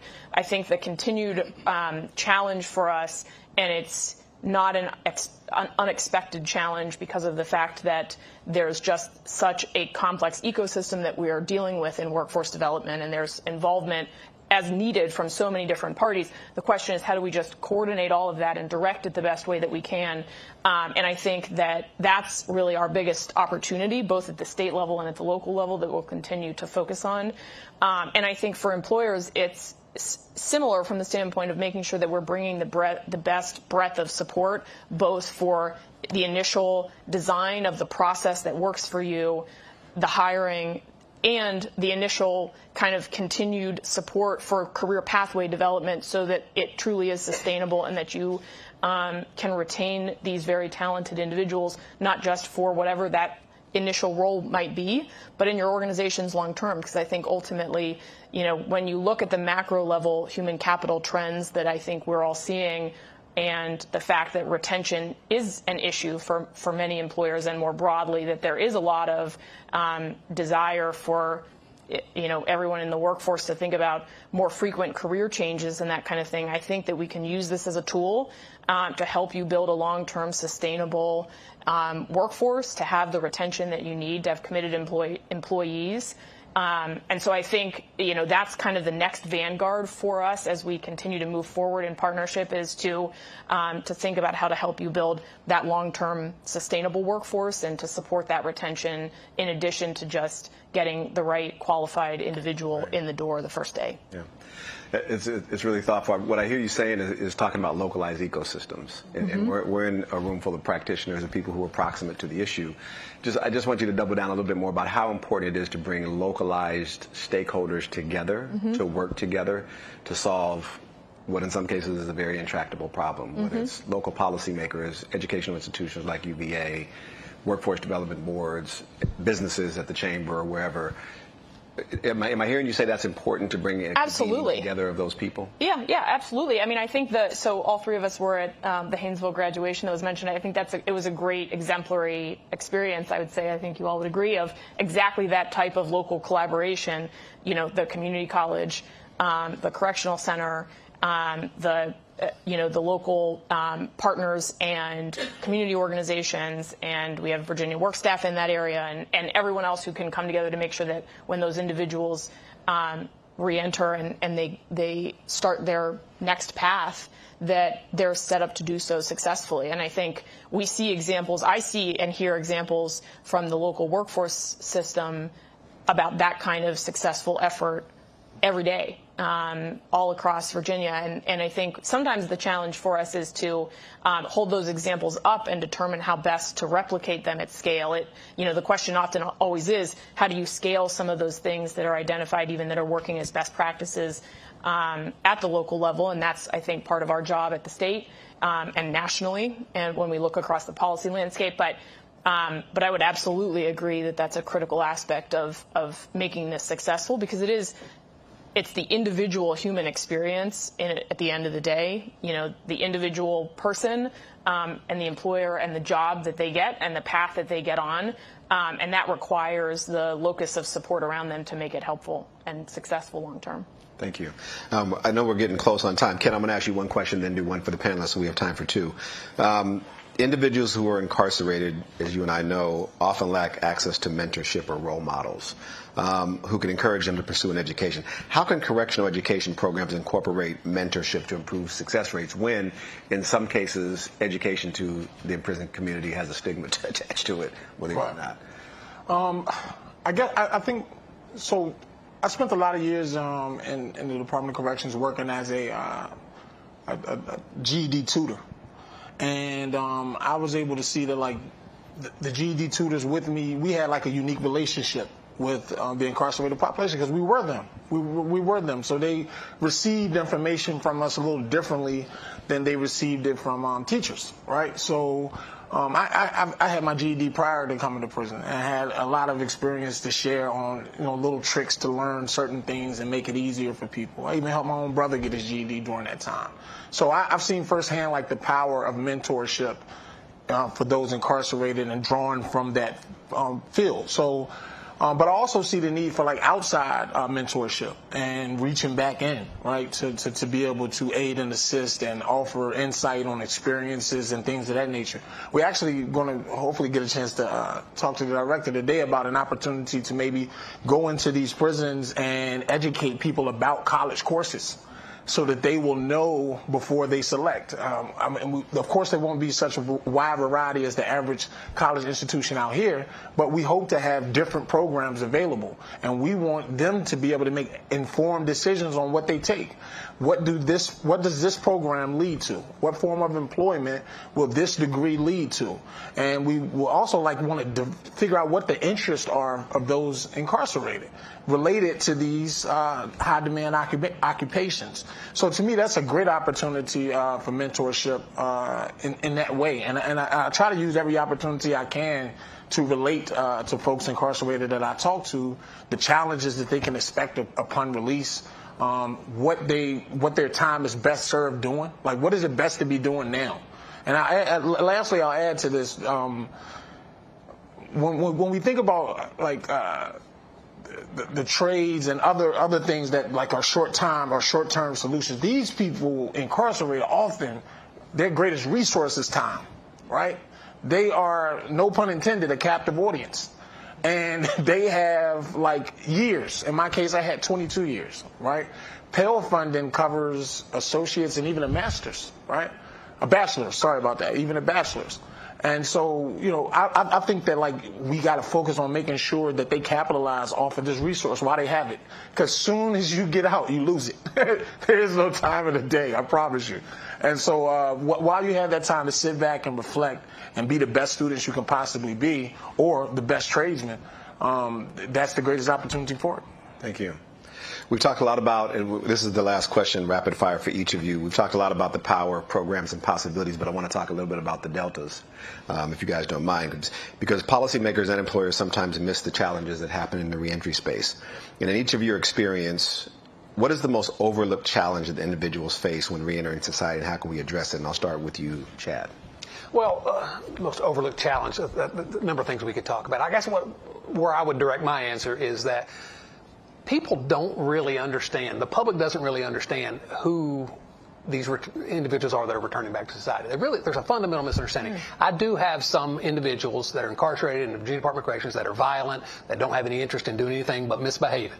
The vast majority of individuals that are incarcerated in the Virginia Department of Corrections are trying to serve their time. They're trying to improve themselves. They're trying to be ready to go back home and be a success and not come back. And there's a real disconnect between what people think about when they think about who the individuals are that are incarcerated with us versus who they actually are. So I think that's the biggest challenge to someone coming out, to me, is just that stigma that really should not exist in the vast majority of cases.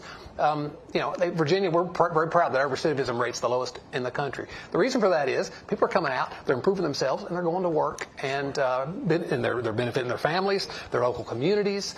There's thousands upon thousands of success stories that we have. And I think we just need to do a better job telling that story from my perspective. Thank you for that. Cole? I would absolutely double down on and agree with everything that Director Dotson said, and I would agree. I think that's a number one thing that we also want to help with trying to do as much as we can is to change that stigma and that perception of the individual humans that each of these second chance citizens are. I would say, in addition to that, I polled my team members who work with many of these individuals on a day-to-day basis, and I said, what would you want me to share with all of you in this group? And they said, it is the most frustrating thing for them that they experience as they work with individuals who have just gotten their job and they're just getting their feet under them as they get out. Then they lose their transportation, they lose some housing, there's some type of housing instability or something like that, and that impacts their ability to keep going to work. So I would say I think that's the second piece that I would add on to what Director Dotson said in terms of the real challenges that come with the first months or first year of getting reestablished, and just the amount of stability that needs to be provided there. I think that is that is one of the things that I think we're continuing to work with every organization we can to help provide. But I know that we do hear that, and so I would say that as a secondary point. Thank you for that. Kenneth, closing? Yeah, so I was going to say I hope we haven't overlooked too many challenges. But oddly enough, I agree with Director Dotson all the time almost when he says certain things in relation to, I did not expect that. I did not expect that answer, but that is absolutely the answer. And to hear from the director to say that about the prison population. We have this huge prison population in America, but we're dealing with all the stigmatizing that is common in American culture. But I'm telling you, the prison is filled with a diverse group of people. They are not monolithic. I'm often given the task to speak on behalf of people incarcerated. And I have to remind everybody that everybody is different, and that there are unique circumstances that lead people to prison. There are very unique circumstances that lead people to prison. And the majority of staff that I've ever talked to with the Department of Corrections almost tell me that they could have been there themselves had they been caught, right? So we quadrupled the prison population during mass incarceration, which means that there are all types of individuals locked up and not a bunch of hardened criminals that are looking to destroy the world as soon as they release. There are people who want to get back to their families. There are people, and so when we talk about retention, this is my last thing. I just want to say this from my own personal perspective. When you talk about how people who are formerly incarcerated have a better retention rate at jobs, I'm going to tell you why it is. It's because a lot of us look at it like this is our last chance. Not just the second chance, but our last chance. And we're looking for that opportunity to prove that we have a value and a worth in society. So I really encourage, we've been knocking on the doors of Virginia-based businesses for a while now, looking for people to stand up and say that they're going to embrace this process. And I was so happy to hear the CEOs talk about the success that they've had in doing so. And so we need to duplicate that success. We need to get rid of this stigma and give everybody an opportunity to prove their merits individually. So I agree wholeheartedly with the entire panel. Thank you for that. Kenneth? Kim, Chad, and Nicole, thank you. Let's give it up for all of them. Thank you for doing that.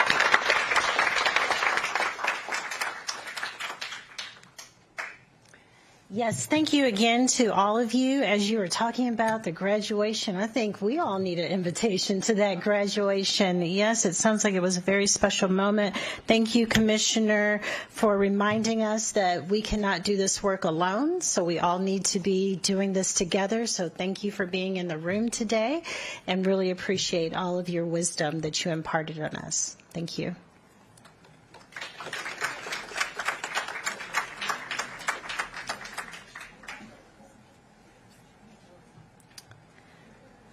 So now I would like to introduce you to a woman whose life is a testament to the power of redemption and purpose. Alice Johnson was a first-time nonviolent offender who served a life plus 25-year sentence after rejecting a 3-year plea deal. President Trump commuted her sentence during his first term and later granted her a full pardon. Since coming home, Ms. Johnson has been tireless as an advocate for criminal justice reform, helping secure nearly 50 clemencies, pardons, and compassionate releases for others. Ms. Johnson also founded her foundation. It's called Taking Action for Good. And she has come alongside of those that were re-entering society. She played a key role in the passage of the Bipartisanship First Step Act and now serves as the White House's newly appointed pardon czar. She hasn't stopped since her release, and today she brings her immense passion and purpose to us. So please welcome and join me in welcoming the newly appointed pardon czar, Alice Marie Johnson. All I can say is hallelujah, hallelujah. I have been sitting in the back listening to business leaders who care so much about second chances, the same thing that I care about too. And I just want you to applaud yourself for your innovative ideas, your compassion, your hearts to serve, and to make our community safe and better again. Amen. Well, as she's introduced me to you, they told me don't go over because I have a pretty big story. I began serving a life plus 25-year sentence as a first-time nonviolent offender, and I was incarcerated for almost 22 years in the late 90s. My life completely changed. If anyone had ever told me that I would be sitting in jail from the family that I came from, hard-working family. My parents were former sharecroppers who believed that education was the path to freedom. And all of my siblings are college graduates, and they are women and one son of excellence. So I did not see this coming. I was in corporate America myself. I was a manager at FedEx. I began training people for management. And then something happened in my life without going through all the details, but I found myself in a crisis. And I became a very minor role. It was my telephone in a drug conspiracy when an offer came to me at a time when everything had gone haywire in my life, even the losing of a child. I did something wrong, but what was done to me was also wrong. As a first-time nonviolent offender, I was given life plus 25 years in prison. But I did not allow that to define who I am, not who I was as a human being. I decided to use the God-given gifts to change culture in prison. One of the first things that I did was I changed an education system for women who had long sentences. Later on, that courage to do that would bring me into the United Nations 9 months after my release to be awarded, to be recognized as a women's rights defender, only 4 from around the world. Sometimes we get so comfortable in how things are that we don't look at what things can be. We don't look to see if maybe this old system is wrong, it's not working. And I saw people who had become complacent with a system that was not benefiting others who had long sentences. And because of that courage to question, why are you not allowing women to take these classes? How do you tell a woman not to hope? How do you tell a woman not to prepare for a future? That led to me advocating for that to take place. And those who said that it was never going to change, it's always been like this. I became the catalyst for that change, and I won. And after that victory, it showed me something about myself. You don't change who you are. You change your location. But who you are, no matter who you are, if you are a survivor, if you are a person that's a leader, you're going to lead. You are going to continue to be who God created you to be. I started writing plays. That started changing the environment around me. I brought women in who didn't even know that they had those skills. I taught them how to act. I became the dance ministry choreographer. Then people from the outside started hearing about the plays that Alice Marie Johnson was doing behind the walls. And they had to get tickets to come in and to see my plays. And I made it so beautiful because I wanted the women to have a spirit of excellence about them, to know that no matter where you are, you do the best that you can do. Many had never heard applause in their life because so many women in there came from abusive relationships. Some had been involved with drugs and they had addiction problems. So they felt bad about themselves. They were in there, many were single mothers taking care of their families. And I found that the thing that I didn't even understand before I went in, before I came and sat among the women myself in prison as a prisoner, I did not understand the pain and I did not understand the dreams that had been shattered. I was allowed to re-energize them. I became their mentor. I became their mother. I became their sister. Because you see, in prison, we don't have gangs in female prisons. We have families. So I have left a lot of children behind when I came home. I never thought that anyone would be hearing my story or know anything about me. I just did the best that I could in the place that I was. This was now my new community. This is my extended family. I even saw a group of people who were marginalized, even in prison, and those were the ones who had special needs, whether they were physical or mental. I had to do something. So I coordinated the first ever Special Olympics in prison, and it came to the attention of the National Special Olympics. They came out to give me an honor. I think they made it up. They called me the Event Coordinator of the Year Award is what they gave me, to give me something. But I started gaining momentum in prison to make the women dream. Well, there's a saying, I don't know who wrote this, he said, 2 men looked out of prison bars.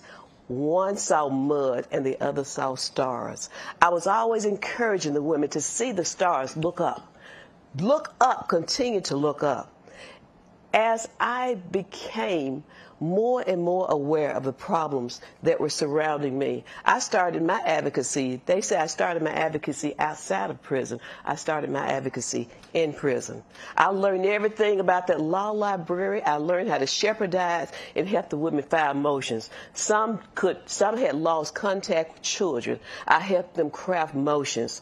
There were so many other things, but I'm not here to just talk about myself. I'm here to talk about a need that I've heard people who, in this room today, I'm telling you, I'm so excited from what I've heard, that people really care. What a way to start April, the month of second chances, with this great coalition.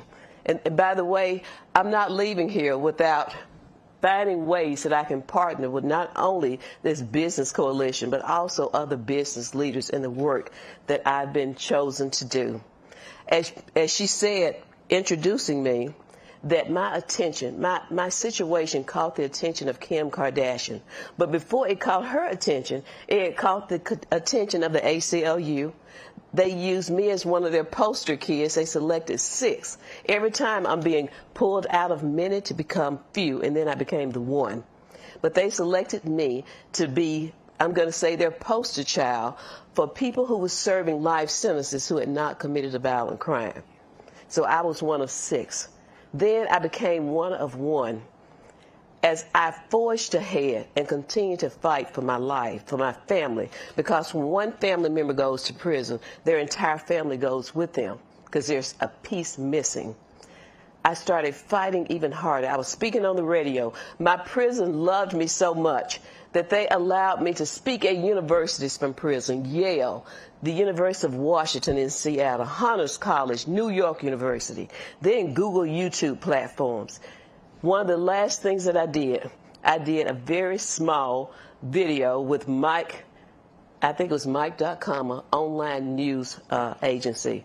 It went viral. And when they told me it went viral, it scared me to death. I thought I had introduced a virus into the internet because I didn't know anything about the internet. But that caught the attention of Kim Kardashian. She contacted Ivanka, who contacted her husband, Jared. 7 months of fighting for me, and they finally got an audience with the president on my birthday, which is coming up May 30th. I will be 7 years from the day that they had that meeting. 7 days later, I was running across that road into freedom, and many of you may have seen my mad rush across that road where I forgot to even see if a car was coming. But that was a day when I saw my family. But when I left, I told the women that I would never stop fighting for them. I had an opportunity to take clemency cases to President Trump. He loved the things that I was doing so much. He even said, I follow what she's doing, and I'm so proud of her. He asked me to find people like myself, and that's exactly what I did. I started looking for people and bringing lists to him. That's how I was able to do the things that I did. I didn't look to the left, and I didn't look to the right. I looked forward. I look forward to those who will be gaining their freedom too. So I submitted over 100 clemency petitions and were able to help many, many people gain their freedom. But it's more than just them gaining their freedom. You've got to help them be set up for freedom, to get their freedom legs. So I made sure that I had my organization taking action for good. It was formed so that we could take action and not be on the sidelines. So as we identified people, we also gave them wraparound services. We made sure that they had the things that they need, or we connected them, including employment. So I'm so grateful for the trust that President Trump has placed in me now to become his first ever in history pardon czar. I have gone from being a prisoner to being commuted to getting a pardon to bringing cases before him. Now it's been put into my hands to be his pardon czar, and I don't take that privilege lightly. I'll be working hard with White House counsel, with the Pardon Office to help identify, and I'm going to be that advocate behind the scenes saying, no, take another look. You missed something. I'll be that one looking at those good cases as they come to us to make sure that the commitment that President Trump has made to America, that he is going to look at every American and make sure that our system is fair and just. So I'm very grateful for standing here before you today and to be able to take on my new role. And I'm looking forward to working with this coalition and with other businesses to make this one of the greatest movements in the history of our country. We are not going to have them locked in, and when they get out, they're locked out of opportunities. We are going to help make families whole.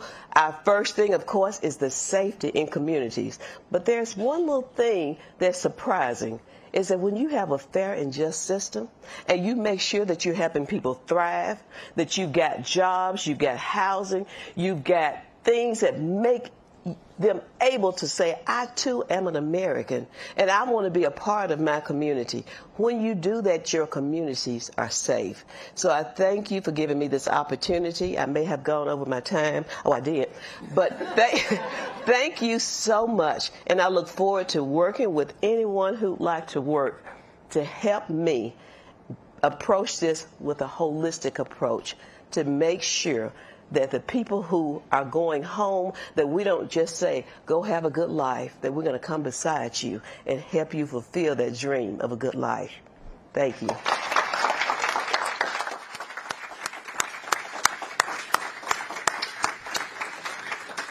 Pardonzar Johnson, all I can say is congratulations and thank you. Well done. We look forward to your work. Yes. So now it is time for lunch, and lunch will be served as you exit and go to the right. It is near the rear of the building. Along that walk, you will also see restrooms. We will resume promptly at 10 minutes to 1. So look forward to seeing you back. And when we resume, we have a very, very special guest, Larry Miller. So please, please come back.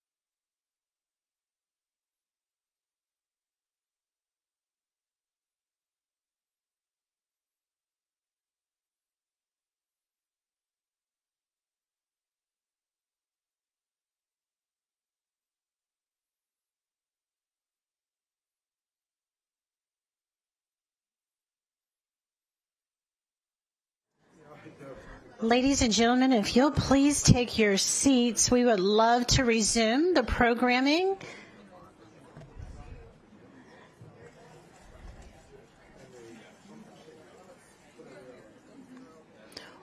We hope that you enjoyed today's lunch that was provided by the University of Virginia. I thought it was a great lunch. What about you all? Please feel free, if you want to grab another cookie or another bowl, you can bring it in and we can dine together. While we're waiting for others to come and be seated, we know that people did literally travel here from near and far. I know over here to my right, these gentlemen, you were the first to arrive, traveled in from Louisville. How about anyone from the West Coast? Anybody here? Oh, okay. LA, wonderful. I know we had some folks from New York City. James, yes. Where else have people traveled from to come here today? We know Toronto and Canada. Yes, thank you, thank you. Wonderful. Baltimore, okay. Where else have you come from? Ohio, excellent. Any other states represented here today? Midwest, Chicago? What did you say, Ko? North Carolina, of course. Yes, yes, yes. All right. Any other states that we missed that have traveled here? Okay. Where was that? Starship Enterprise. New Worlds. Okay, okay. Well, again, I think we are ready to begin our program. If I didn't meet you earlier, my name is Karen Price Ward and Senior Director at Business Roundtable. It's a pleasure, again, to have you here with us. So our next panel is about breaking barriers. And this is going to be called The Transformative Power of Sports for Changing the Narrative and Expanding Opportunities for Individuals with Records. This conversation will highlight inspiring stories of resilience, the impact of sports for changing perceptions, and the broader benefits of investing in people. Today's moderator is Derek Forrest, who is DC News Now Sports Director, who joined the organization after spending nearly 2 decades in television. Derek has had the pleasure of covering the NBA All-Star Game, NFL Draft, the Major League Baseball All-Star Game, Final Fours, and high school state champions. And so in just a moment, we'd like to welcome Derek, and he will introduce our special guest today.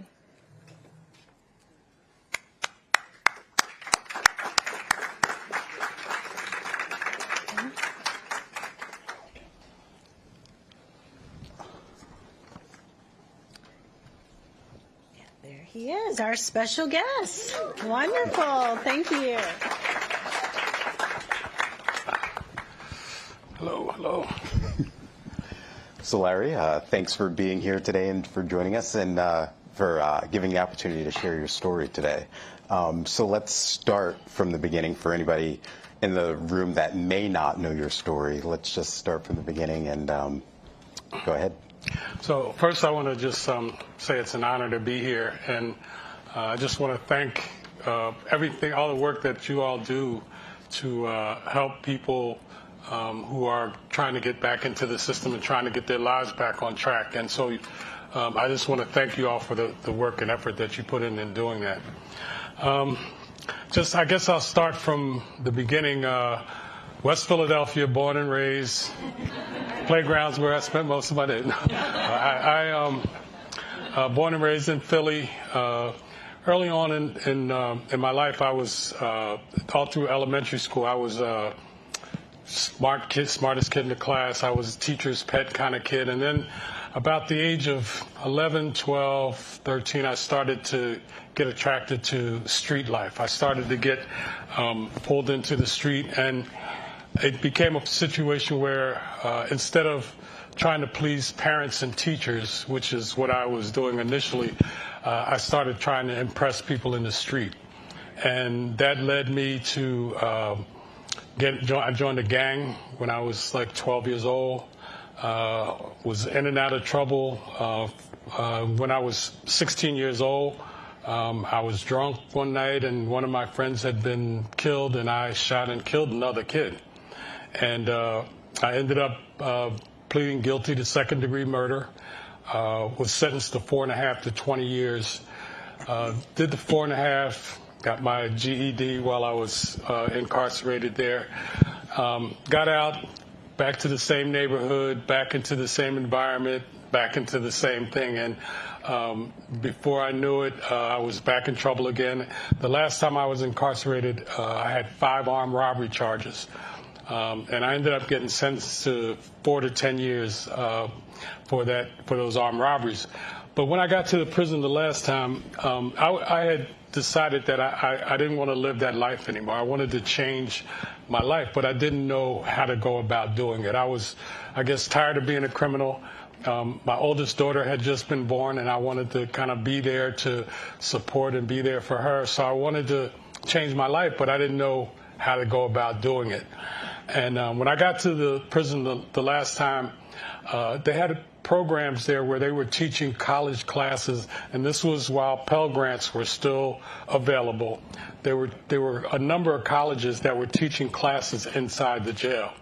And then they had a program where you could actually qualify to move out of the jail and into these trailers that are outside the jail wall and actually live in those trailers and leave every day and go to school and just have to be back by 8 o'clock at night. And when I heard about that program, my first thought was, well, if I got to do time, I'd rather do it living in those trailers and being able to leave every day. But then, so I started to take classes inside the jail, and my focus was on qualifying for that program. Eventually, I got into the program, started taking classes at Montgomery County Community College in Pennsylvania, ended up getting my associate's degree while I was in that program, and decided and was able to transfer my credits to Temple University and moved to a halfway house in North Philadelphia and worked on getting my bachelor's degree. And I decided that I was going to get my degree in accounting. Of all things, as a criminal, why would I want to focus on accounting? But I just felt like as I was taking classes along the way, accounting felt right to me. I like the idea of balance, and accounting is about balancing. If you're an accountant, you know what I'm talking about. Accounting is about balance. And so I ended up transferring to Temple University, getting my accounting bachelor's degree from Temple University. And when I was about to graduate, back then there was what was known as the Big 8 accounting firms. And so if you were graduating with an accounting degree, the Big 8 was where you wanted to work. And there was one that I had kind of zeroed in on. It was called Arthur Andersen. And I ended up going there. They invited me out for an interview. I spent the whole day interviewing with a number of people. And all day long in the back of my mind, I'm thinking, should I share my background with these folks? Because the only thing they knew was I was a young black man about to graduate with honors from Temple. I qualified for, I met their requirements for the kind of folks they were looking to hire.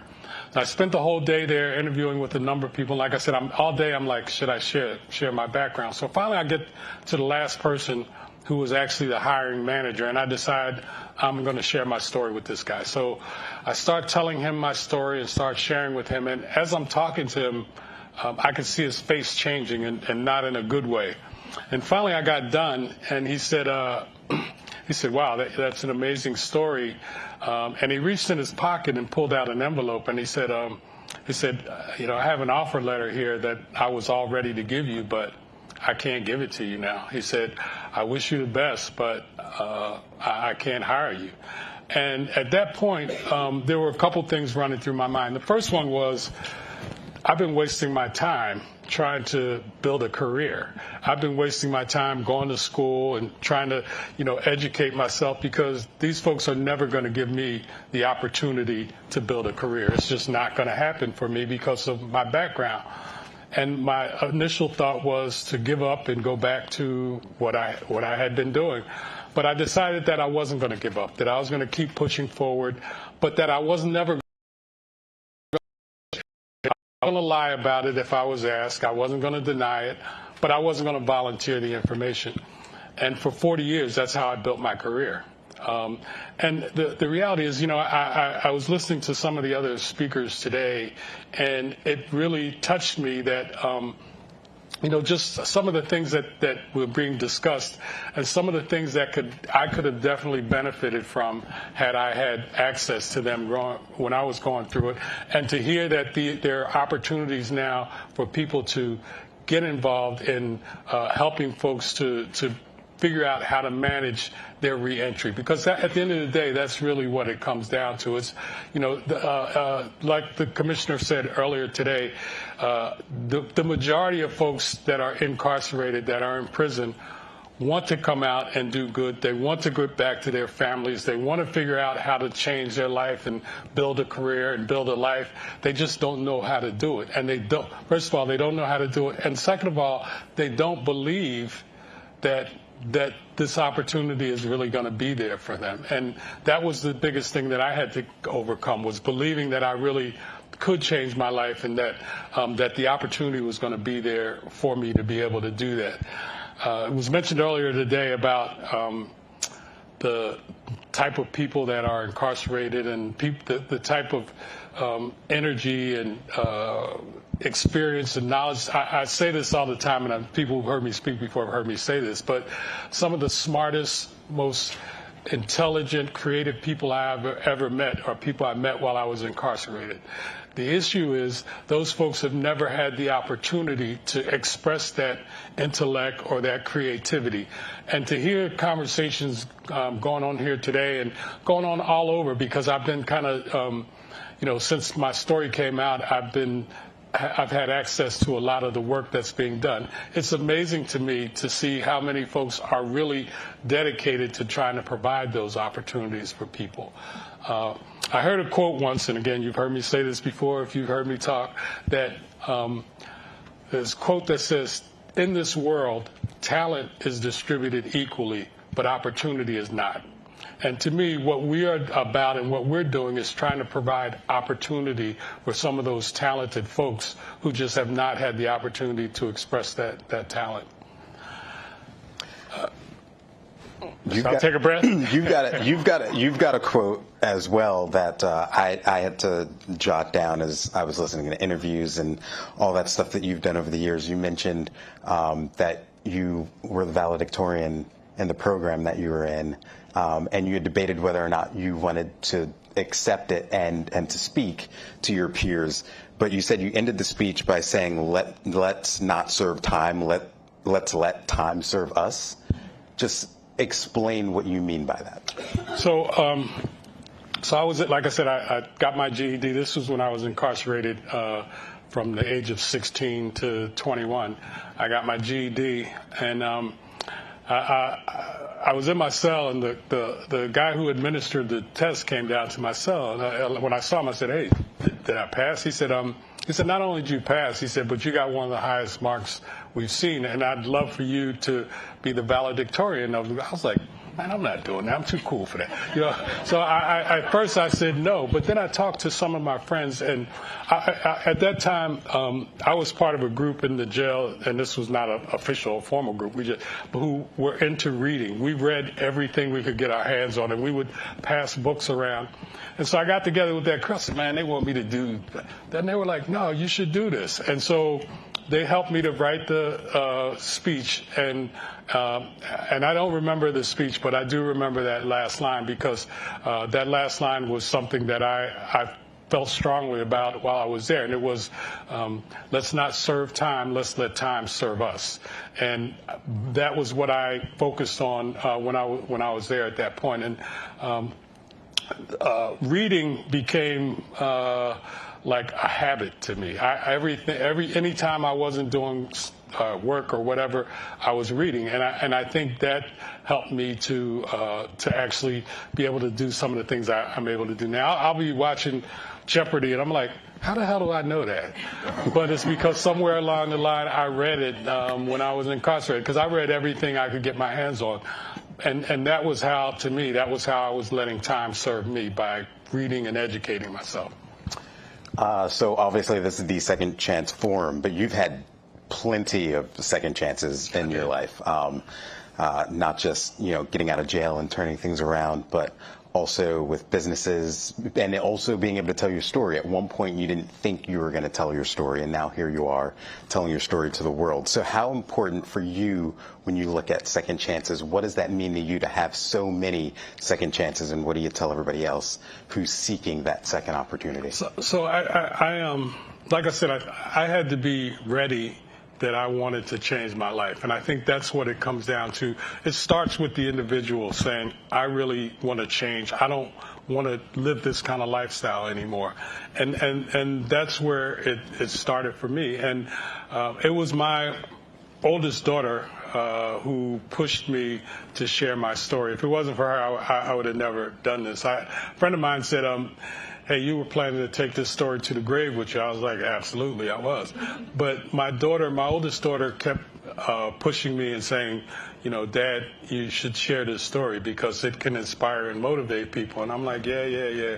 But eventually I agreed, and her and I worked for over 10 years. We worked on putting this together. Her and I would get together, and I'd talk, she'd ask questions, I'd tell stories, and she would record it, and then she'd go back and transcribe it. And at the end, we had a document.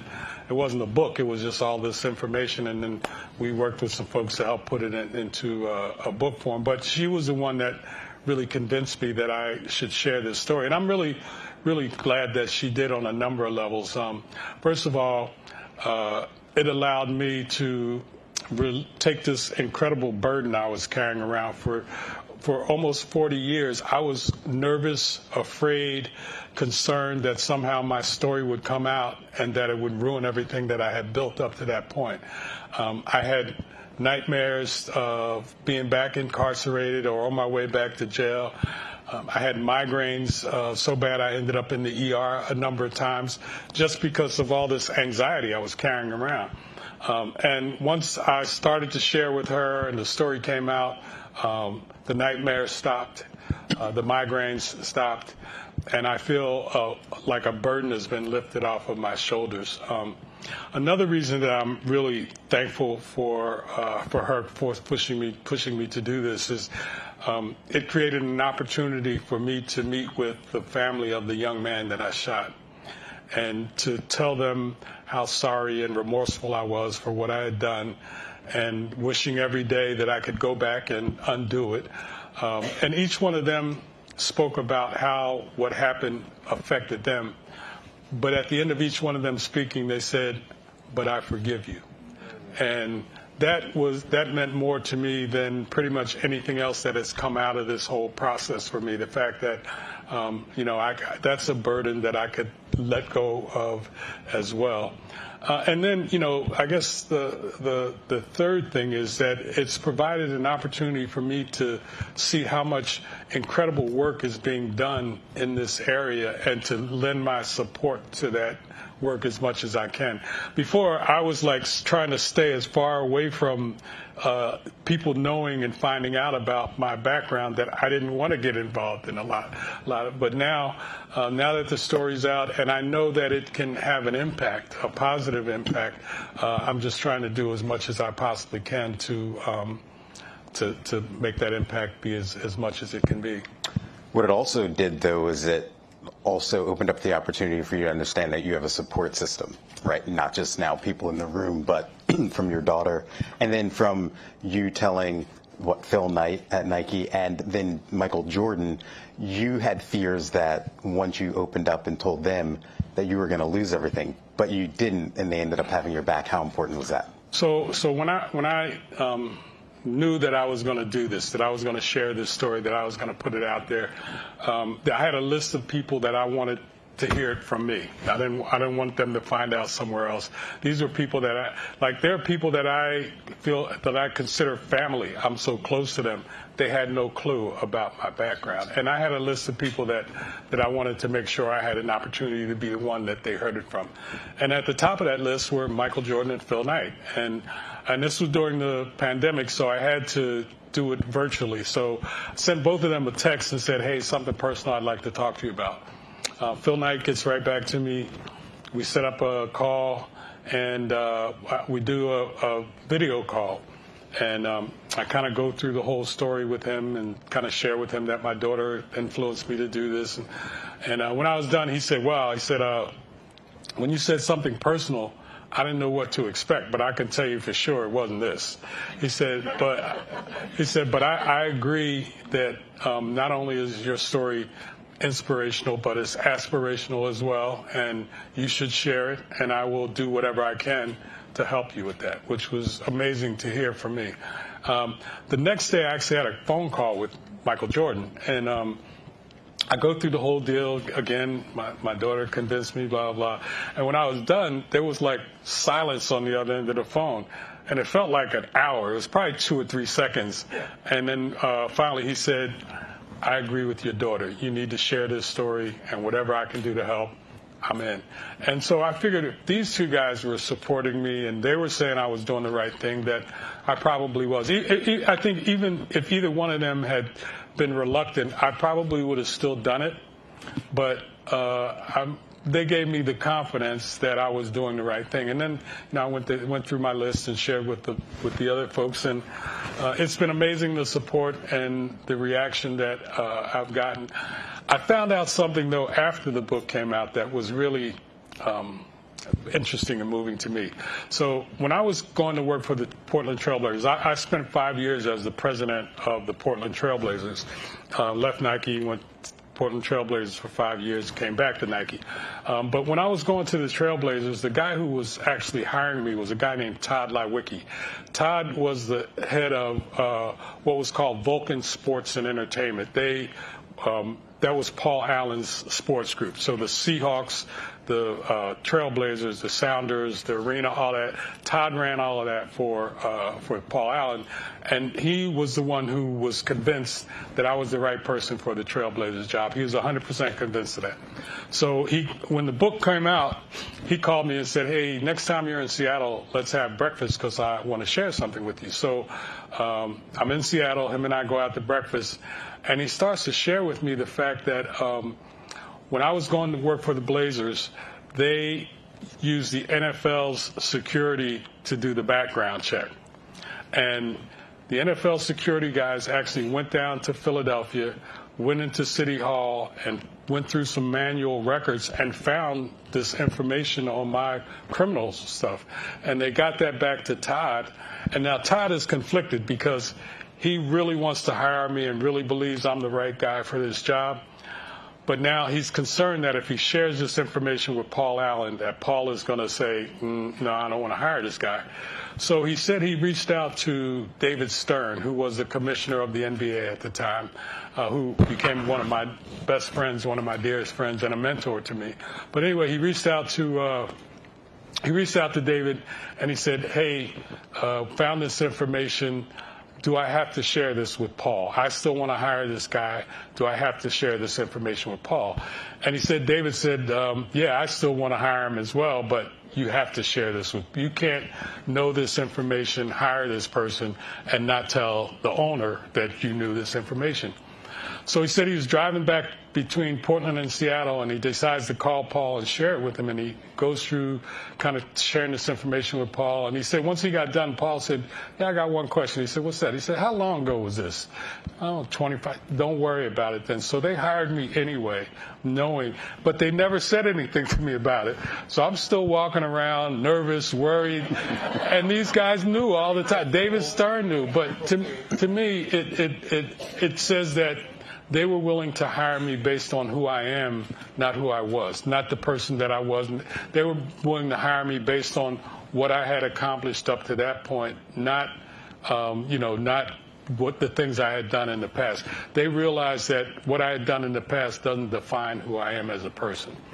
And the thing that I'm kind of sad about is that I never got the opportunity to talk to either one, Paul or David, because they both passed away before this came out. But to me, it was amazing that they were willing to give me the opportunity and not look at what I had done in the past and look at who I am and what I had done up to this point. You then again take your experience and then you're proactive about it. And at Nike, you put together this program, JUMP, Justice and Upward Mobility Project. Just what is JUMP and what are you guys doing now? So myself and Ken Oliver, who was just up here not too long ago, I met Ken about 3-4 years ago, and we talked a lot about the issues that we had dealt with and how we could help other people not have to deal with some of those same issues, help other people be able to come out and build a life for themselves, become people who contribute to their communities as opposed to people who take from their communities. And we came up with this idea of creating JUMP, which is a project that for us is about education. It's about training people, learning skill sets. One of the things I'm feel good about is the fact that Harvard Business School, when my book came out, they took the book and they did a case study based on it. And one of the things they did, which I thought was really great, they built a lot of context around the story. And one of the charts that they had there showed that at the time the recidivism rate was like 77%. So 77% of people get out, and within 2 to 5 years they're back in the system, if not sooner.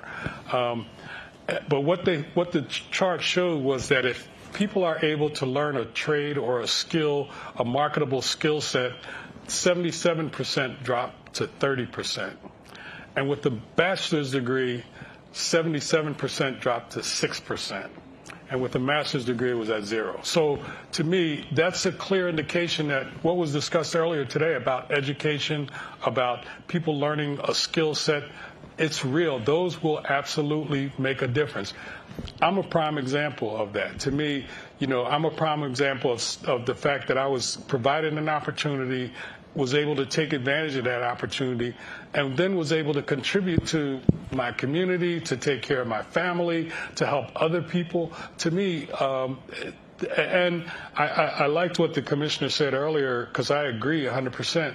If we can reduce the recidivism rate, that has an impact on overall crime rate, because the majority of crime is being committed by people who were in the system before. So if we can reduce recidivism rate, there's no question in my mind that that will come back to make our communities safer. And that's what we're about with JUMP. How can we reduce this recidivism rate? How can we provide opportunities for people to learn, whether it's get an education, get a degree, learn a skill, or some type of trade where they can actually make a livable wage, a sustainable wage, a thriving wage, basically. And that's really what we're focused on with the JUMP project. And it's not just a one-way street, it's a two-way street. So given those examples and those statistics behind it, on the flip side, though, for employers who are seeking employment from people who may have been in jail or incarcerated or anything like that, what do you tell them to change the perception to give those people a chance and to give them an opportunity? Well, I think, again, a lot of what was said earlier is right on point to me. And I think the idea of telling stories, of sharing information about people, the real people who have come out. One of the other things that's been amazing to me and impressive to me since my story came out is how many people I've met who were in the system and are doing amazing things, doing incredible things, whether it's either in this zone of reentry or in the corporate world or in the nonprofit world. People are doing some amazing things that have come out of the system.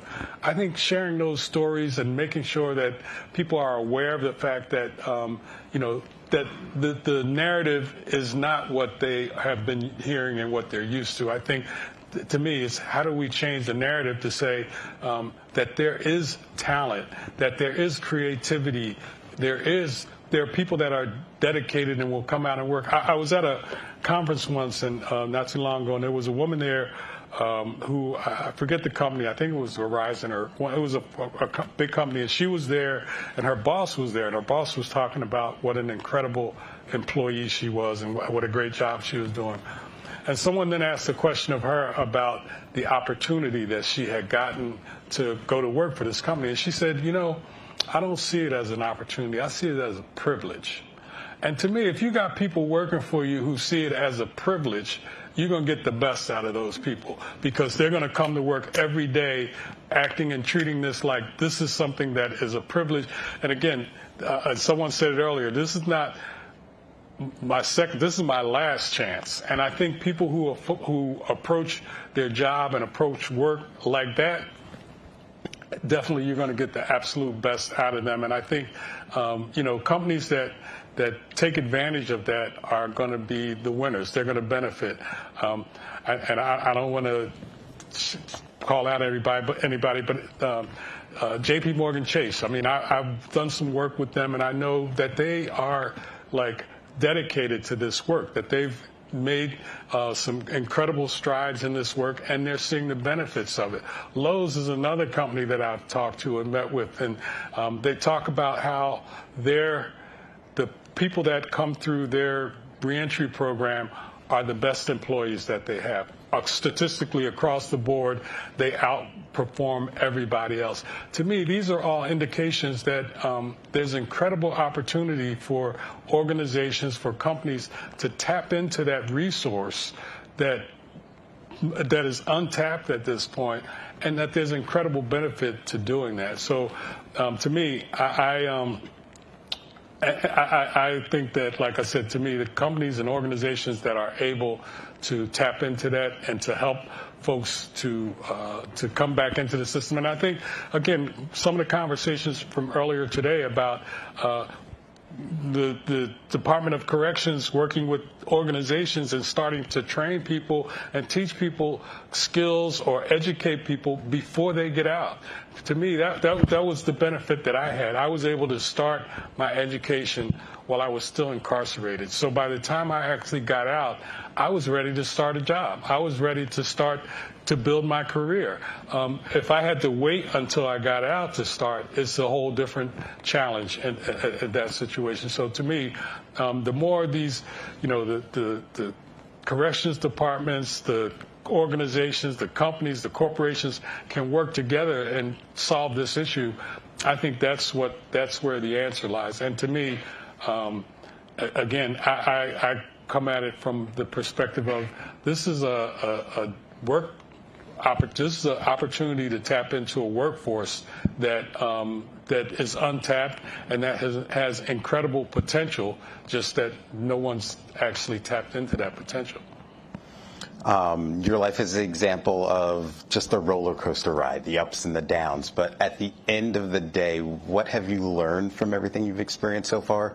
And what do you want people to get out of your message? Wow. I have learned, I still approach every day what can I learn today? What is it that I can learn from that I didn't know? What new can I learn today? And the experiences that I've had, the people that I've been fortunate enough to work with and connect with, I've learned some amazing things. And, over the years, I could throw out a couple of things that have stuck with me over the years. And one of them is, and I learned this early on, or not early on, but while I was incarcerated, I learned this, that time is much more valuable than money. You can get more money, but you can't get more time. So the key is to use the time as best as you possibly can, because you can't get more. And I said this, we can't get another today. This is it. We can't go back and say, we want to redo that day. You can't do that. But we can always say, okay, how can we get more money? So I think making sure that the value of time is appreciated, because again, I think the more you appreciate it, the more you'll use it properly, use it the best way you can. And like I said, not serve time, but let time serve us, right? Do you have one final thought or message you want to just tell the room? Well, yeah, I think, again, to me, I am truly appreciative of all the work and effort that's going into to benefit this effort of helping people to reenter the system, but not just reenter, because in that 77%, a lot of those folks, I'm sure, came out with the idea that they did not want to go back to jail. But they didn't know what to do to keep from going back to jail. They didn't know what opportunities existed for them, and if they did, they didn't know how to take advantage of those opportunities. And I just think that the more we can provide opportunities, the more we can change the narrative that people know that there is incredible. There are incredible people that are in the system that can come out and help any organization that they get involved in. But it has to start, to me, it has to start while people are still incarcerated. It has to start with kind of starting to train people, starting to educate people as they're getting out, or even before. I would love to see programs where companies say, hey, you got 4 years left on your sentence. We're going to train you for the next 4 years so that when you come out, you have a job, not just a job, but a career that you can build on. That's the kind of thing, to me, that I think is going to make a major difference in how people are re-entered into the system. And again, I think that my career trajectory has shown that someone can come out of the system and not only survive but thrive. I do also believe that my experience, both in the street, both while incarcerated, I think those experiences have helped me in my roles as far as my career is concerned. I think there have been benefits to the things that I learned while I was incarcerated, to the things that I learned from being in the street, that I have been able to apply to my jobs, to my career, that have benefited me. So I think by hiring and getting people that have changed their lives and are on the right path, who have come out of the system, by getting folks like that, you gain something that you can't get somewhere else. I have worked with Nike and on the Jordan brand. I ran the Jordan brand for many, many years. And I know for a fact that what I brought to the table with the Jordan brand, somebody else may not have seen it the same way. Somebody else may not have had the experience that I have to be able to approach it the way I did. And I think that, by giving folks a chance, giving folks an opportunity, you'll reap the benefits of that as well if you're an organization that is willing to take a chance on people. Yeah, certainly your experience molds what you do in the present, but thank you for your time. Larry Miller, the chairman of Nike, incredibly brave for telling chairman your of story. the Jordan brand, not Nike. Jordan brand, sorry. Not the chairman of Nike, that's a whole nother. I don't want that, yeah. But incredibly brave for telling your story, so thank you. Thank you for having me.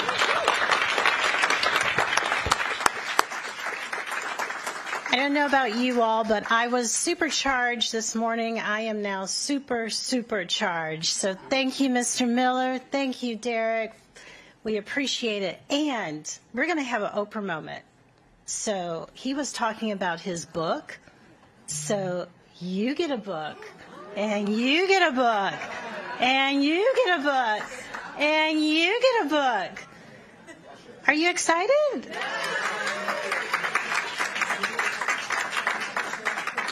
So today is April Fool's Day.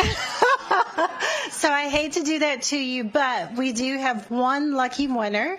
So if you all would look underneath your seats, and there should be one winner who has something taped under their seat. Yay! Congratulations.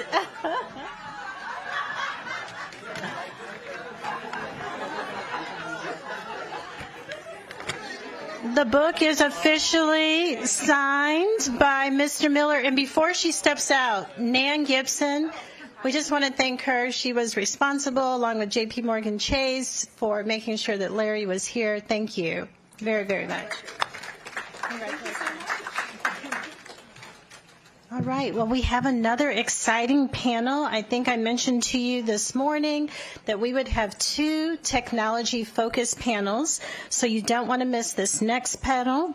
This is presented by Resilience Education, and they will introduce their latest innovations, including the Resilient Professional Community, which is a digital platform for connection, resources, and career support.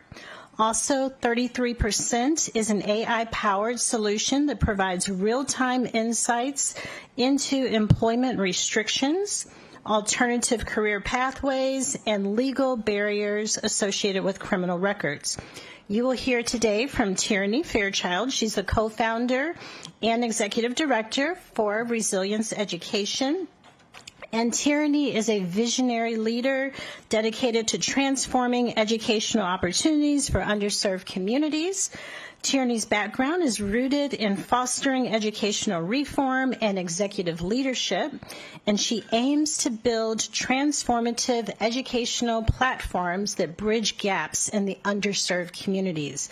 You'll also hear from her colleague, Allison Crow-Both, and she is the product manager of platforms and data of Resilience Education. She blends her expertise in software and engineering with a passion for social justice.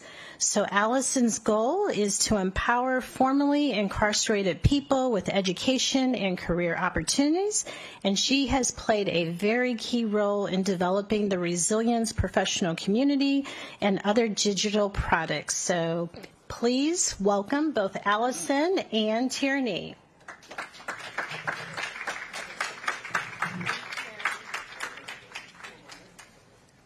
Hi, everyone. It's an absolute pleasure to be here today. I'm honored to be with so many incredible guests, partners, speakers. I want to thank the Business Roundtable, Second Chance Business Coalition, and all the partners. I hope that if you are interested in hearing a little bit more from Larry, you will stick around, as we will be having Larry and Ken Oliver will be talking about their new initiative, JUMP, and talking about the importance of business education and business school involvement at our consortium convening at 3 p.m. So I'm here with my colleague Allison. We're going to do a little 1-2 on what Resilience Education is and does. But I have to say that my co-founder is Professor Greg Fairchild, who will be on the panel right after me. So with the deans. So I'm going to skip some of the nuances of how we got started in this work and leave that to Greg, so we can spend more time on our post-release work. Do we have I've got them up. We may need a little technology support. Well, I think we need technology support. Well, that's okay. What we're here to tell you, our organization is 12 years old. So as Greg will tell you, we got into this work quite by accidentally. I'm an MBA from Darden. I'm a PhD in education from the education school. And my goal was to transform the public schools of America through the leadership equation. And that's what I spent a lot of time on. But this work I kind of call a cousin to that, because a lot of families that are impacted by the justice system are also in those same schools that need turning around and turnaround leadership, which is what I worked on with Governor Warner. And so this work seems very familiar to me, but also what's really familiar to me is being an MBA from Darden, the Socratic method and the case methodology. And if any of you know that methodology, it's really teaching through a narrative, problem solving, and very much engaging. And so a lot of our work started with that in business education inside. We have business education, financial literacy, as well as entrepreneurship that we teach inside. That's the first part of our approach. But you know, whenever you're running a nonprofit or a company, which I like to think about our nonprofit as a company, because we consider ourselves a hybrid organization, because we look for revenue streams, right? We look to become a sustainable organization and develop products that people really want and need. I would be remiss if after we talk today that I didn't have you know who else from Resilience Education is in the room. So I'm going to ask my colleagues who are here just to stand up. Those that are working with Resilience Education, Jessica, Alexis, and Sophia. Sophia, I will say she is our VP of Product, and I wouldn't be here today, where we are today, without Sophia's leadership. So I want to say a special thanks to her. And Greg Fairchild, there he is. And Robert Ruff, one of our major donors. Hi, Robert. And a mentor to me. So we're working on the technology, but what I can tell you is we started the work inside with MBA students. Greg will tell you that story. But that has grown over the years to go to more business schools. Wharton, Columbia, now hopefully my colleague Peter Rodriguez from Rice. We have a bunch of other schools in the pipeline. So one of the things we think about is a dual impact, right? It's not just about education inside for the incarcerated learner. It's what you heard from the panel from DOC, how important going to that graduation was for the 3 people in that room, to understand the agency, the aspiration of people who are incarcerated or formerly incarcerated, and that they should have agency and be empowered to go on paths and flourish in their communities. And that's what we realized. We realized that, hey, we have these wonderful programs inside, but all of a sudden, I recognized that we left something on the table. People started Facebook friending me when they got out. I especially worked with the women's facility.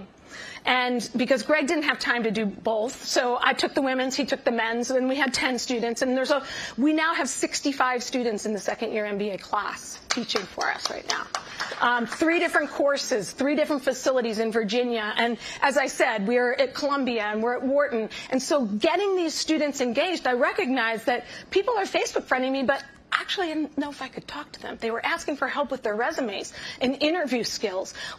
Can I help them network for a job? And I actually had to go to then Director Clark, not Director Dodson. And I went to Director Clark and I said, I'm Resilience Education and I'm a volunteer organization. Am I supposed to be talking to these people? And he said, yeah, no, you're not. And I said, okay, but he says, but you're the business people. Of course you should be talking to them. So he gave us an unprecedented waiver letter so that we could have people opt into the resilient professional community that we developed by and for these graduates that were on Facebook. And saying to me, I think we need something more. How do we get connected to our MBAs? At the same time, Greg and I were getting emails. Hey, did Mr. Smith ever get out? I want to know how he's doing. He's my favorite student. What about Ms. Toller? Where's she? So one of the things that we were thinking about is, how do you connect people in community, but they might not even be in Virginia? And is this a resilience and Darden prep, as our Darden program's called it? Is that the only grads we want to serve? No. Any motivated, formerly incarcerated individual should be able to be in a community, a trusted community. And so the resilient professional community is what was born out of that. And fortunately, I had, gentleman Robert Ruff in the back, I went to him and I said, I think this is something that's really important that we need to do. It's the next product. We forgot something. We left it on the table. We got to find those 600 MBAs that have taught for us and reconnect them with people that want to get careers. And he said, Tierney, you're connecting people to the networks that successful people have.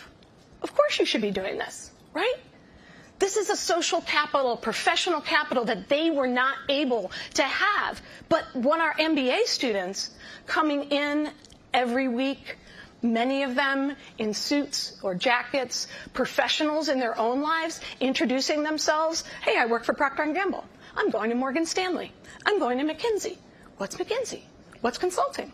What are these pathways? What are these companies? And so we wanted to be able to create a community post-release. And it was in that community that we were able to start a mentor program.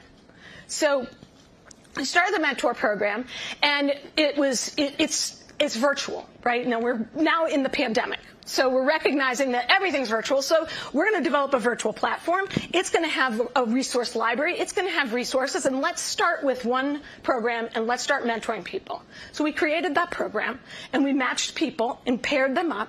And one of the people that was matched early on was a gentleman named Jonathan. And Jonathan he was at Germanna Community College. So he didn't even go through our programs. His community college didn't know how to serve him. And so they found us through Mentor Virginia. Said, he needs a mentor who can help him. I think you guys are the people that know how to work with people who are formerly incarcerated. It's like, great. We put him with somebody who had actually, formerly incarcerated person who is a successful director. I mean, a very successful person. And they were on a path to figure out how he could get to his 4-year degree. So all of a sudden, boom, like, wow. So next thing happens, Jonathan says, but I don't know if I can work in finance. I'm like, okay, well, what do we do now? Well, I think we're going to have to figure out what your collateral consequences of conviction are. What are collateral consequences of conviction? Those are those barrier crimes, right? Those things, all of those statutes that are happening in this country. And so one of the things that we recognized was, wait a second, well, how do you do that? Well, there's a national inventory, the law school tells us. Okay, well, let's go find it. That was a very hard inventory. No offense to anybody in the room that may be working with that, but a very hard inventory to navigate. And so when we there has to be something that we can do. Remember, we're the business people. We should be able to innovate. So I went over to the new data sciences school at UVA, and I said, do you have some data scientists that can help us create like a data visualization of this? There has to be a better way to organize this. So we created this visualization of the United States. And so all these collateral consequences, by the way, any idea how many collateral consequences and statutes there are governing? 42,000. 42,000. There are 8,000 just in Virginia alone. And 10,000 people in Virginia are going to get out every year, needing to navigate those 8,000. So we create this database and we create this visualization, and you're able to search, well, can I have the job? Can I not have the job? Or can I maybe have the job? So I may be able to get the job if you give me a waiver, or if you are working and want to be a fair chance employer. So that was the first visualization. Then we went to UPenn. And we were working with UPenn in a consulting group called Diversitech, a group of students, engineering students. And they prettied it up. And we made it like red, yellow, green. And I was like, this is it. So we put it on our platform. There's only a professional community. And we started using it, right? So then I go to a conference last year, a National Returning Citizens Conference, and I'm learning about that. Then I recognize I'm with the Vera Institute is talking about this database and how difficult it is. I said, well, we have a data visualization. Oh, the data visualization, you do? Yes, and we think we should partner. American Institute for Research was there. They were updating the legal statutes, trying to figure that out. So then we said, well, maybe we should go back to the School of Data Sciences. Maybe there's a version 3 of this that we don't know and understand. And that was where our understanding came to a large language model.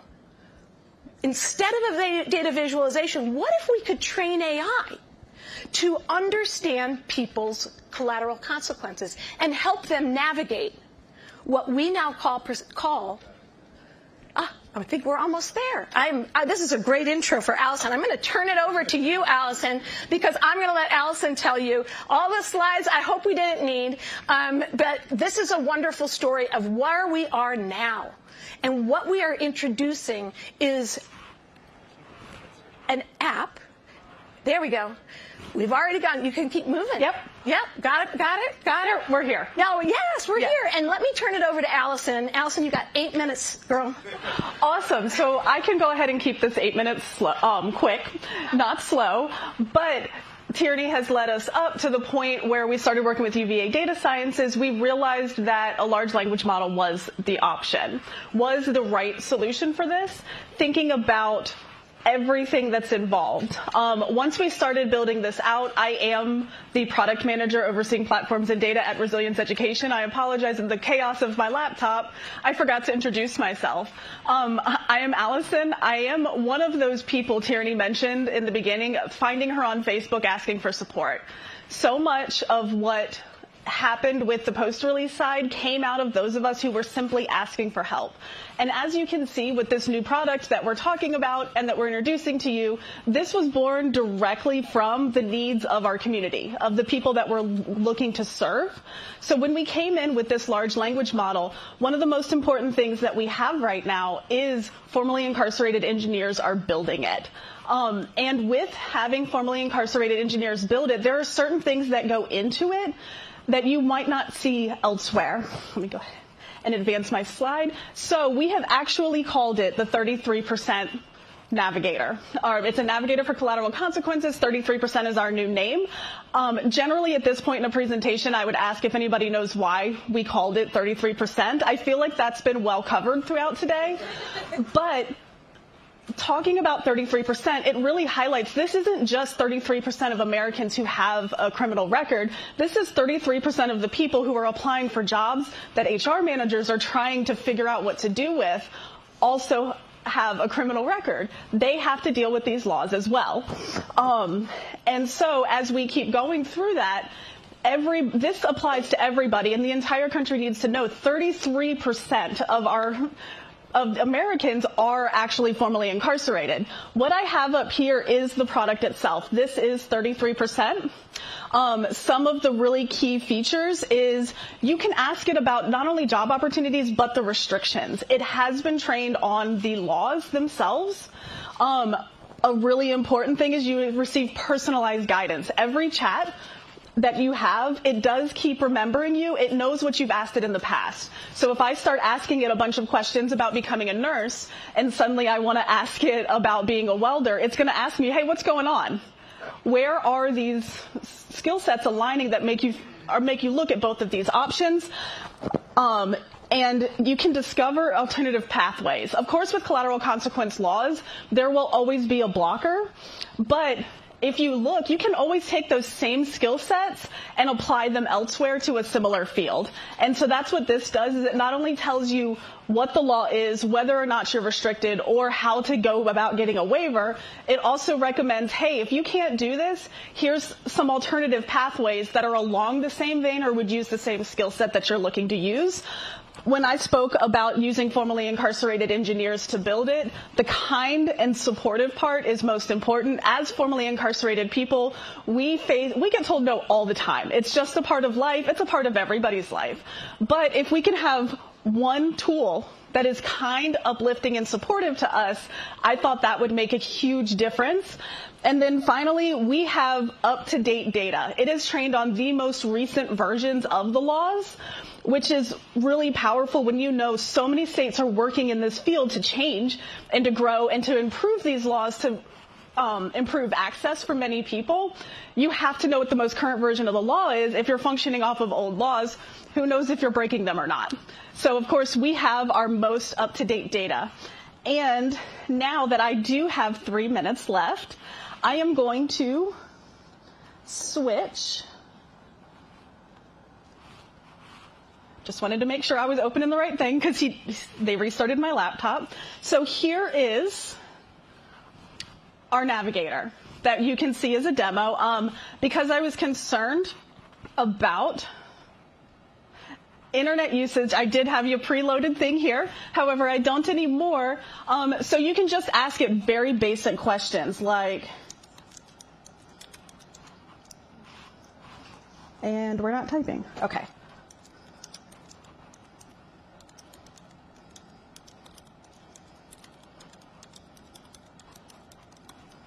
So I asked it, can I become a nurse without a drug charge? I am aware there's a typo in that, but it can deal with typos because we all make them, and that's important. So as you can see, it is thinking now. What it is going to pull up, it is a rather long couple paragraphs, so I'm going to go ahead and break it down for you. It's going to, first off, I asked it, can I be a nurse with a drug charge? The answer is maybe. because there are waivers. So it's bringing up for you and citing the law itself, which I can pull it for you. It's citing the law itself that would stop you or could get in the way of you becoming a nurse. It is telling you that there are waivers and ways around this law that you can apply for that take into consideration things like rehabilitation since incarceration, as well as the amount of time that has passed. And then it follows up by telling you to contact the Virginia Nursing Board. Because they will give you the absolute definite answers, and then directly after that it's saying this path could be blocked for you, but here's a few recommendations on different paths you can take. I know one of them is generally healthcare administration, another one is community health. So if I were to just ask it,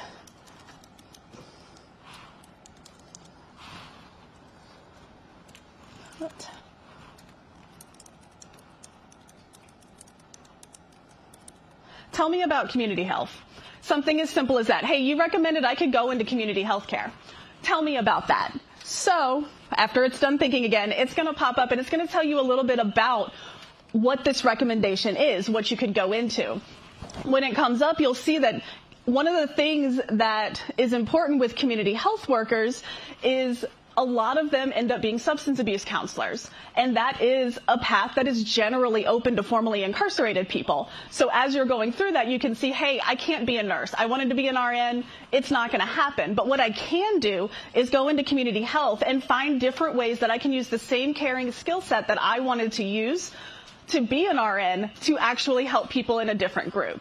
So you get to the same goal. It will help you navigate that. And personally, I think the most important thing about it is you can see how kind it is to you. It is encouraging, it is uplifting, it's nice, and it tells you don't give up. Because the path you wanted might be gone, but this one's not, and here's a new one. I think new paths are always fun, and something that we should all look for is there's always a new path you can take, and that's what this our app is trying to tell people. And with 17 seconds left, yes, we are so grateful that to our team and to all the people that are helping us. We have a call to action. We're looking for pilot partners. We're looking for individuals, community-based organization, workforce, or yes, companies, because there will be an HR version of this that we are really excited about as well. And ultimately, the next version will connect to jobs. Right? So when we talked about the in-demand jobs, I serve on the board of workforce development for the state, the Commonwealth of Virginia, and thinking about how we connect to that data trust of jobs and those databases, we're just trying to reduce the time that it takes for people and reduce the amount of times they're told, no, this isn't going to work for you, and get them on paths to economic mobility. Allison, congratulations. Thank you. Website. So we're Resilience Education, resilience-education.org. Yeah, absolutely. Thank you.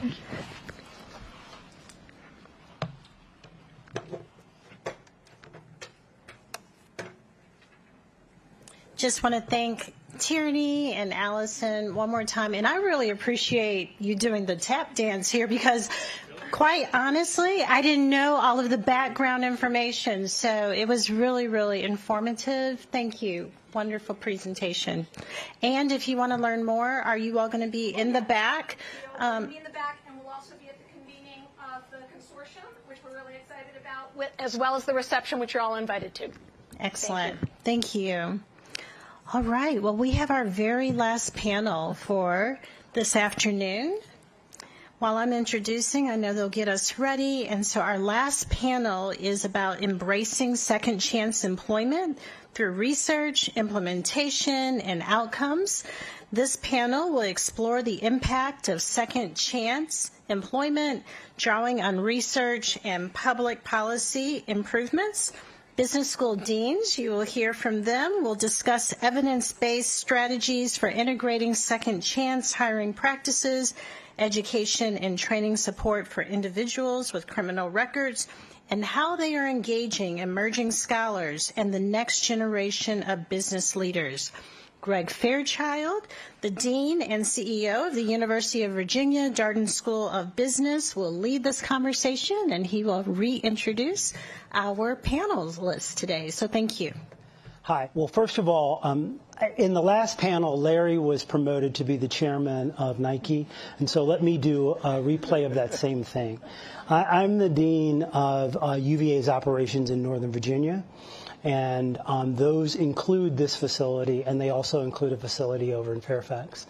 My colleague Mark Johnson, who you're going to hear from in just a minute, is representing Scott Beardsley and the University of Virginia Business School, the Darden School. Mark is a long-term friend and long-term colleague. In fact, I should let you know this whole panel is a bit of a reunion. We joked about that in the back room, and it's in more than a few ways. One of those ways is that Mark and I were working very closely together when the idea of offering education within correctional facilities in the state of Virginia was born.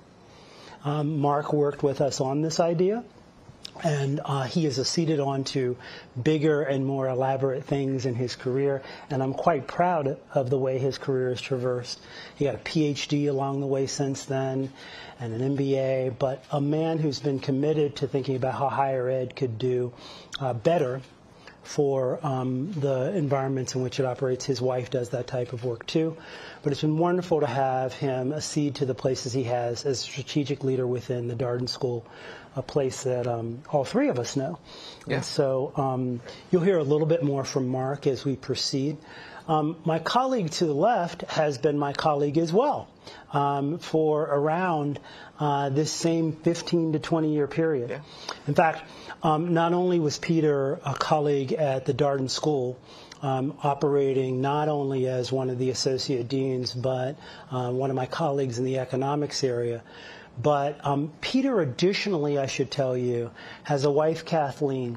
And his wife, Kathleen, used to work with my son in kindergarten. Oh, yeah, she asked about him all the time. My son, who was in kindergarten, has graduated from college.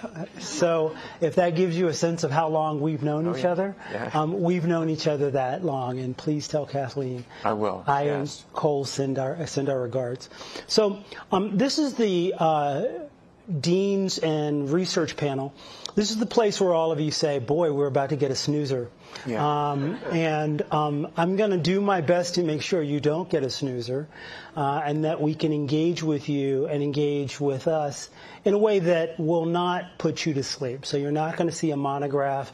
You're not going to see any big charts, at least right now. I want to jump off on one of the questions. Sure.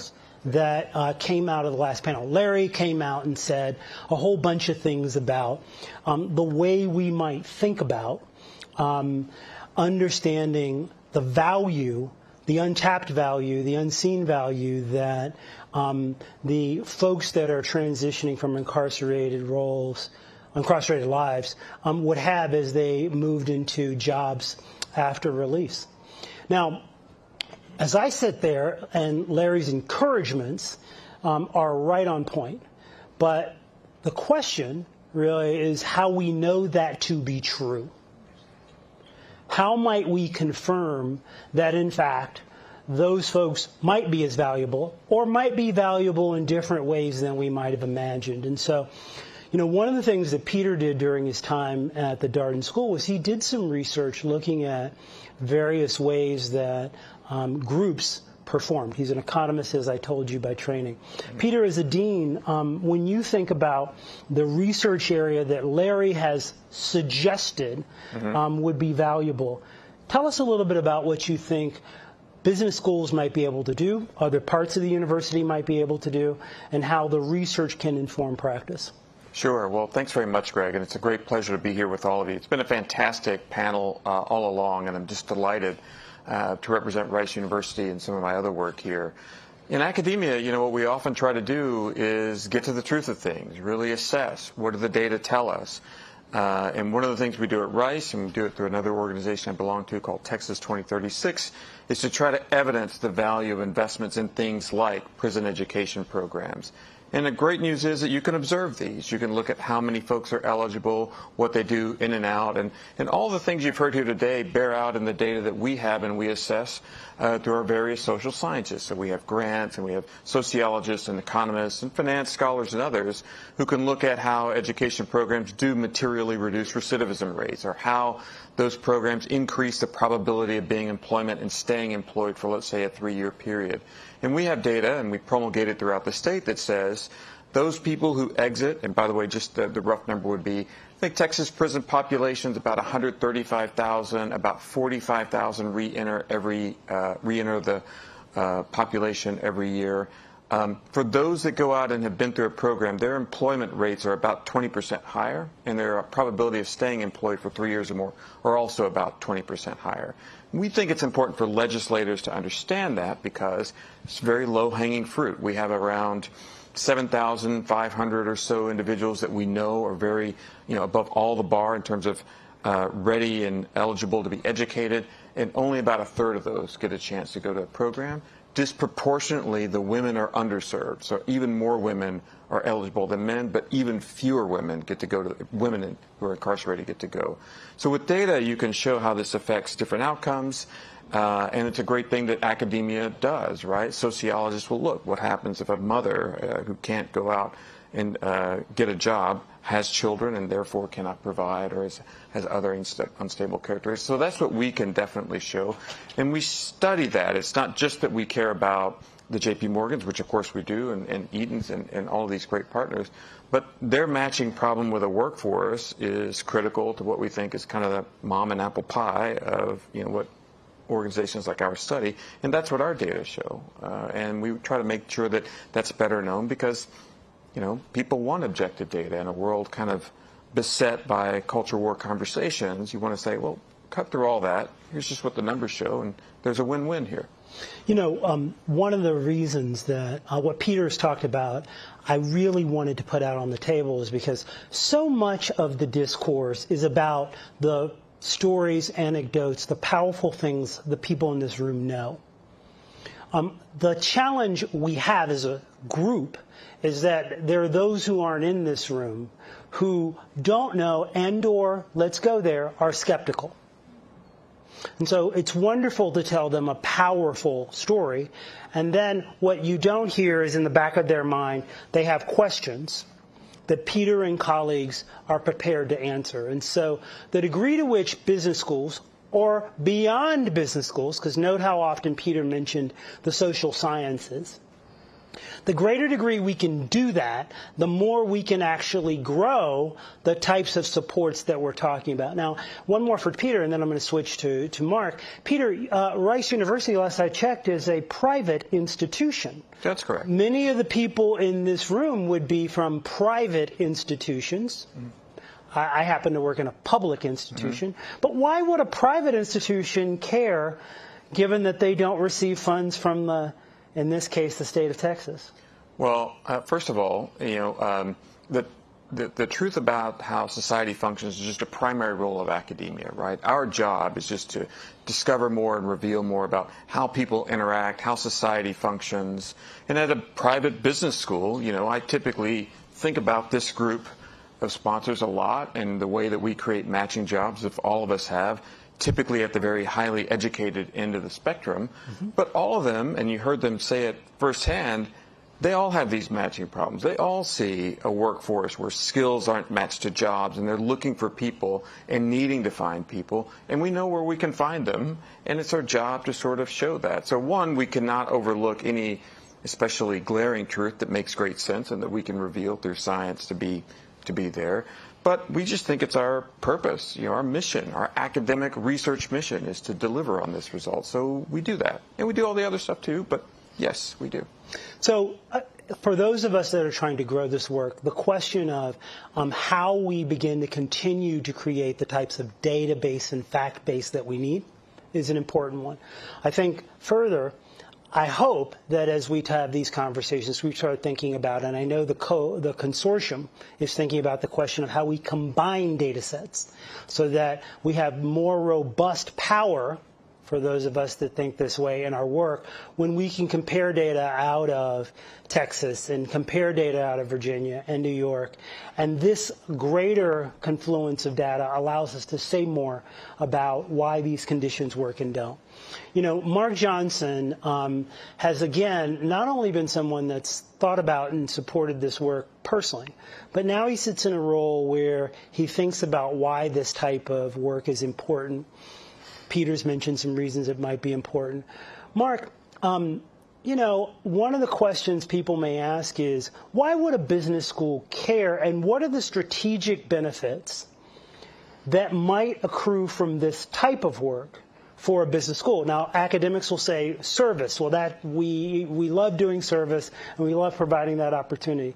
Mark, could you say a little bit more about why, even beyond service, the Darden School or other institutions might think about continuing this type of work?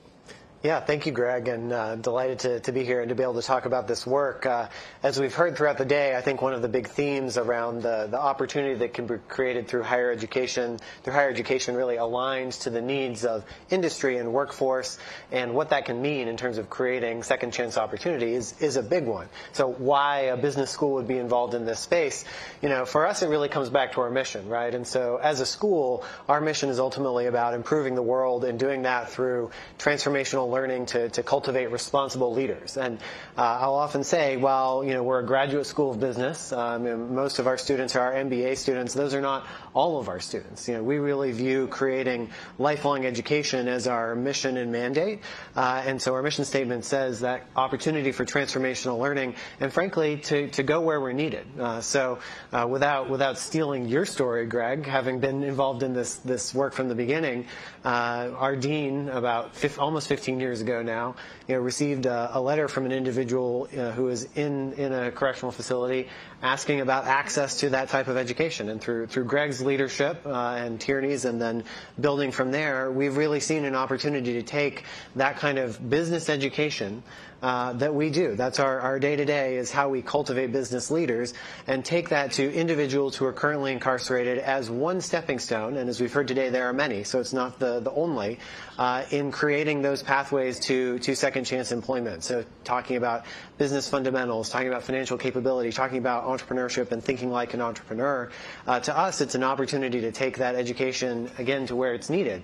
I would also say, though, you know, by engaging our MBA students in this work, this is core to how we think about the education that we're providing them, right? We want to send them out into the companies that they work for, into their careers as leaders, with a perspective on society, on the needs of society, and how they, as business leaders, will look for these opportunities to create value. And I think we've heard today why so many great organizations are represented in this work. It's such a fantastic case of alignment between stakeholders, right? We heard from businesses the desire, the hunger for talent. We obviously know the power that comes through employment in impacting individuals. We also know and hear the value for communities, for society.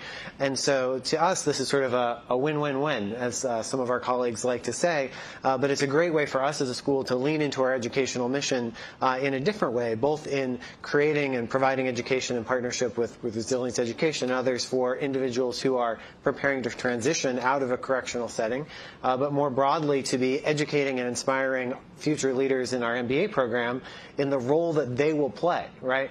They will be the hiring managers who will need to ask these questions. They will be the executives in companies who try to solve the problems that we've heard about in terms of creating that alignment. And so to us, while I might say, why is a business school involved in this second chance hiring and engagement employment movement?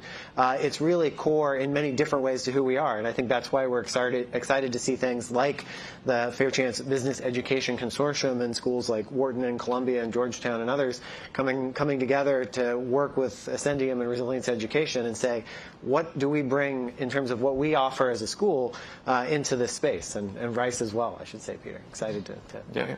You know, Mark and Peter have been wonderful at laying out the reasons why.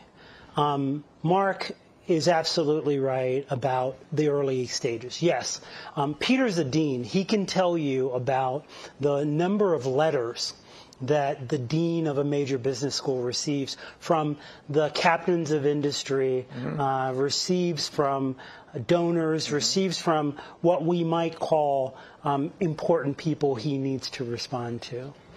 But I want you all to know what Mark has foreshadowed, which is a dean we all worked for. Bob Bruner at the Darden School at the time did indeed receive a letter, and it was from a man who was currently incarcerated. It's the story Tierney mentioned. It was a letter that said, you know what, I'm going to be getting out. It'll be my third time getting out. I've made some errors in my past. Those errors in my past have been ones that have accrued from either my inability to find gainful employment or my challenges in managing my own finances. And I could fast forward you, but the letter has this wonderful, it's typewritten, by the way. There are few of us in the room that have enough gray hairs to know what a typewritten letter looks like. The rest of you, you could believe they exist. And when they did, this letter has at the end of it, well, the Darden School is one of the best business schools in the world. And because it is, I was thinking that you all have something for me. Now, we all laugh because we know the way the model works for a top business school. But these two gentlemen have talked about what could be. I think it's safe to say, and Mark knows this maybe a little bit better than Peter, in the early stages of the work, there were people that said, well, wait, why are you doing this? We're not sure this is where we might spend our time. We're not sure this is why we want to do this. Are students in danger going into these facilities? Well, I can tell you now, this many years later, we have never had any danger of any sort. 12 years later, all the students we've had. But it would be natural that people would have questions about that, or they'd have questions about why we were associating with one population versus another. We always responded that we're educators. And as educators, we're educating wherever we might go. That said, there still is this work to be done in bringing in. Now, I met some colleagues from Canada. They're in the back. One of them is looking at his phone right now. Hi there, Craig. Craig and Calvin are in the back, and they're here from Toronto. And I hope many of you that are here that haven't yet heard about the consortium, haven't yet heard about the relationships that are being developed across institutions, I hope that you're here to know more about that and tie into it. Nan Gibson from JPMorgan is right here in the front. She's another person you could talk to about this type of activity. Alyssa Lovegrove is from Georgetown. She's also in this room. We're encouraging these conversations because what we've learned is the challenge at each institution will be unique. The working with your Department of Corrections in your state will be different than it will be in our state, but the combined information we have together on navigating, growing, and doing will be helpful. And so just as Tierney just did a presentation about a network, Tierney and Allison did a presentation about a network that can help folks that are trying to navigate the workplace, we as educators can be helpful with each other about navigating the ways to grow and scale these types of programs. So it's just a little commercial and encouragement for that. Okay, I do want to come now again to a research question, if I can. And so there's this question that Larry has proposed, which is, can we in fact find a way to figure out whether the employees that come in are as, if not more productive? Peter suggested some things about even greater productivity, and why? And that's an important set of questions. But I'm curious, and I throw this to either of you, about what we may be able to learn about what types of interventions are most helpful for people that are making these transitions. So here's what I mean. When we started this work early on, in fact, we went to Houston, Texas to visit Texas PEP to learn what they did. We spent 3 days down there. We saw what they did. What they did deeply informed what we ended up doing at the University of Virginia, but is not the same as what we do at the University of Virginia. And what happened at Columbia is not the same as what has happened at Darden. What happened at Wharton is not the same. And if Rice or other schools proceed, it's going to be their own. My question is, how do we begin thinking about creating a robust sense of what works as pedagogical experts. And either one of you could take a slant at that. Well, I'll start, Mark. I would say, so very happy to hear about all the great success Resilience Education has, and we're happy to join Resilience Education and do all the good work there. Because I do believe, as an academic, that what you need is loads and loads of data, a lot of variation in the data set so that you can learn best practices and do things like big difference in different studies or panel series over long periods of time. Many of us will form a hypothesis pretty early and say, you know, that's working, I like it, let's keep going, and that's perfectly fine. But it sure helps when you can look at different models in different states and different populations and really hone in on that variety. And you've got to work together, because if you've ever done any kind of serious research, you know just how messy it is to pull together data, and they collected some of the wrong stuff, you can't really make the controls, and at the end of the day, you just can't perform an effective trial. And the reason that's valuable is because that's ultimately what's really compelling, and that's how you take a big model, or a small model that works, and really scale it, so you get that great big impact.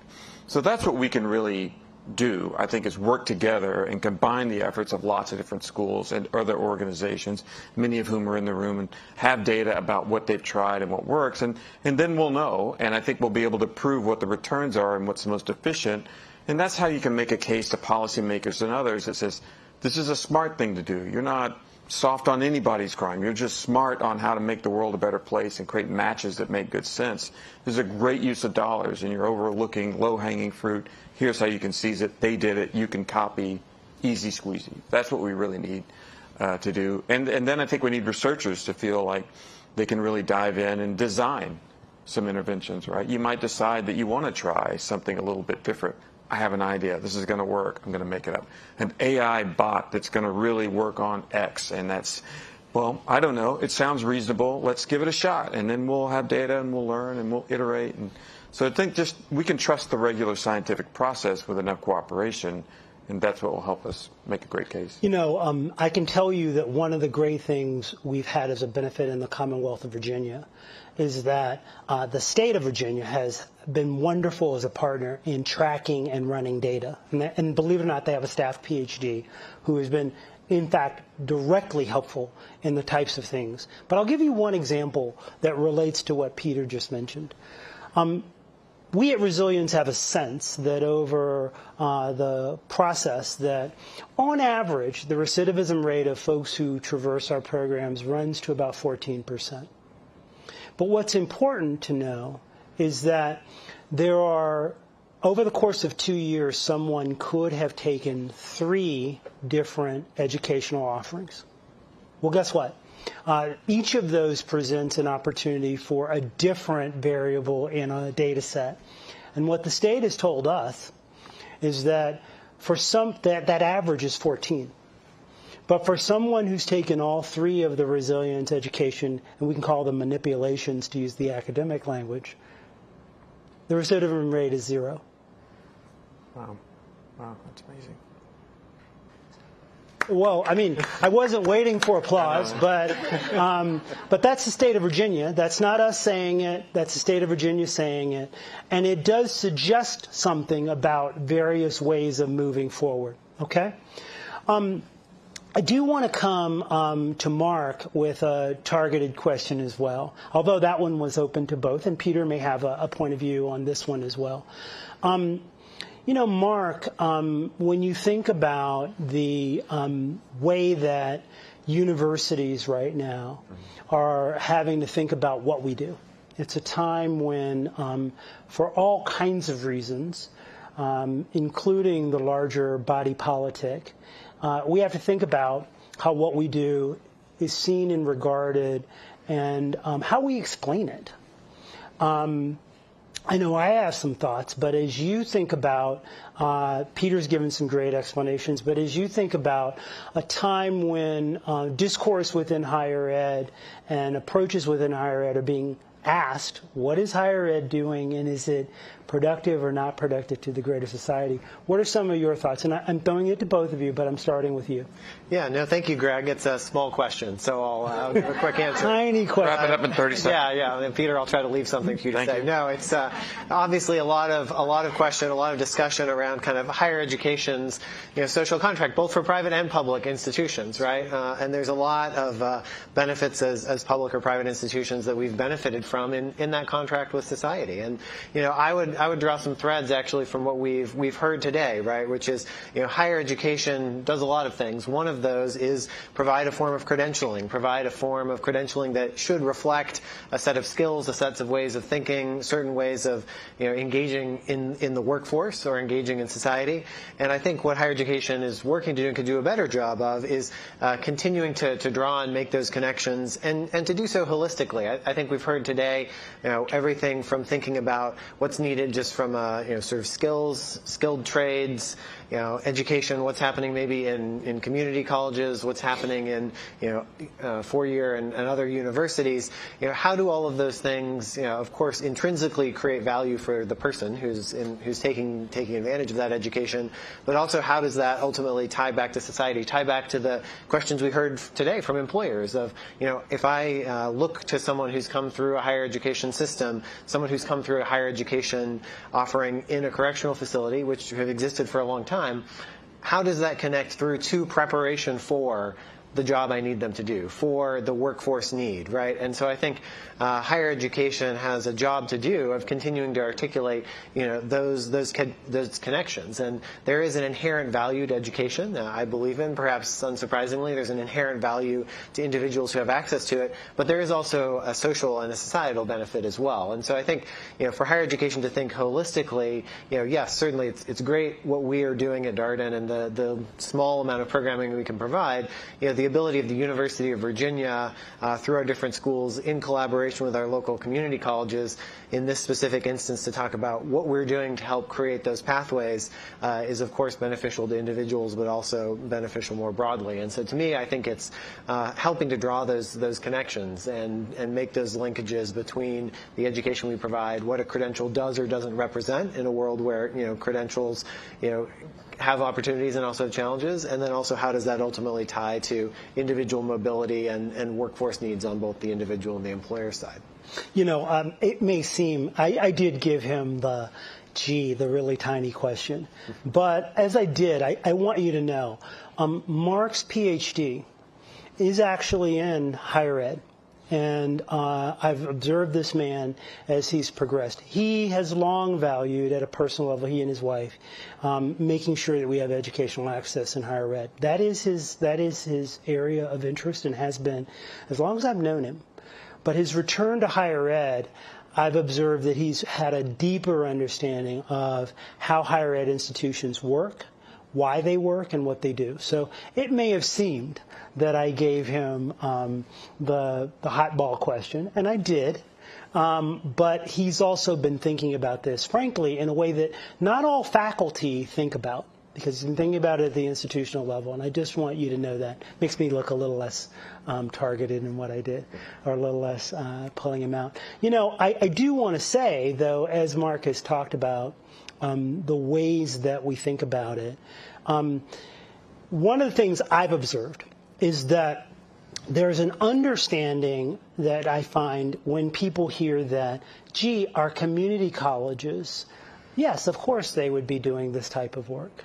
There's an understanding that I find when we're out talking, well, some of that should be happening at the high school level. And certainly we should be giving people vocational ed and certificates.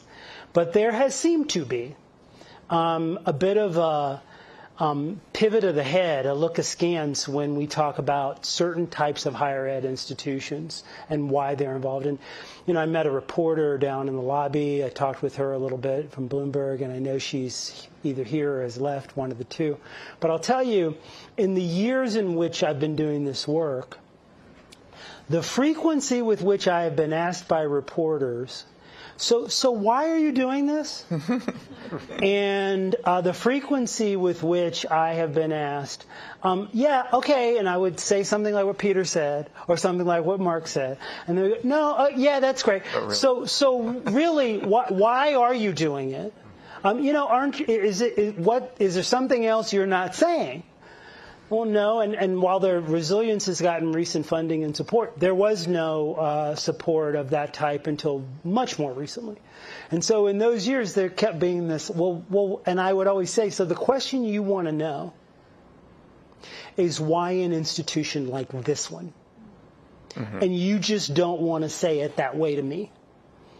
And then the person would laugh, and they would say, okay, well, yeah, that's why we want to know. Why you? And so they both spoken well. We are near or at time. And so it's usually that place where I say, is there something I didn't think about? And so Mark and Peter, thank you. But last call. You guys get the last call. Well, just to echo what you said, I do think, we as educational institutions, private and public, and I've been at both, our mission isn't to, we don't have shareholders, it's not to make a profit. Education is one of those things you want to give to every people, and giving it to degrees students is great. It's a great thing, but it's not the only great thing.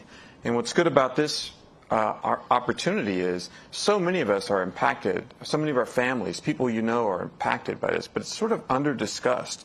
And if there's one sort of uniting mission we could have, it's like, take education to where it's needed more, where maybe it's getting too little attention. This is a great place for it. So it should be a part of our portfolio of many good activities.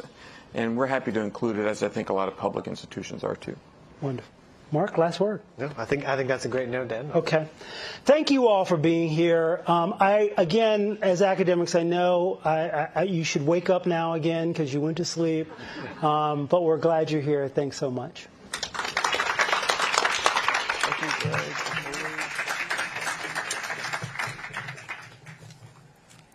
Our deans did a fantastic job. Thank you very, very much for your insights. We are right on time as we wrap up the day. Do you feel like collectively we have launched Second Chance Month together? Yes? So it's been a full day. It's been an insightful day. Thank you, thank you, thank you for being here. We want to make sure that we do thank our partners who helped make this possible today. JPMorganChase, thank you very much. Eaton Corporation, Business Roundtable, the Second Chance Business Coalition that is made up of the Pivot Program at Georgetown University, as well as Stand Together and SHRM. Thank you very, very much all for being here today. And of course, our host, University of Virginia, Darden School of Business, could not have done this without you. So you've heard a lot. You've heard from the CEO, Business Perspectives, who started us out this morning. You've just heard from our deans. You've heard from the newly appointed Pardon Czar. You also heard from technology at Resilience Education, as well as Resme and the Navigator from Envoy. It's been a full day. And then you heard about local ecosystems. So I hope that you feel filled up and that we all walk away doing what we are committed to do. And that is, I think it was Commissioner Overly who said we will do this work together. We want to encourage you that the conversation will continue. So after this, if you would like to stay, Resilience Education will be hosting a convening in this very same room, and you will have the opportunity to continue the discussion. That will begin at 3 o'clock. And then afterwards, they also invite you for a rooftop convening as well so that we can all continue to network. So with that, we just want to tell you thank you from traveling near and far. Enjoy the remainder of your evening. Okay, one correction for today with Resilience Education at 3 o'clock. It is in this building, but not in this room. It will be where we had lunch. So you'll just need to exit, go to the very back of the, and the rooftop is at 5 o'clock. Okay, enjoy your evening.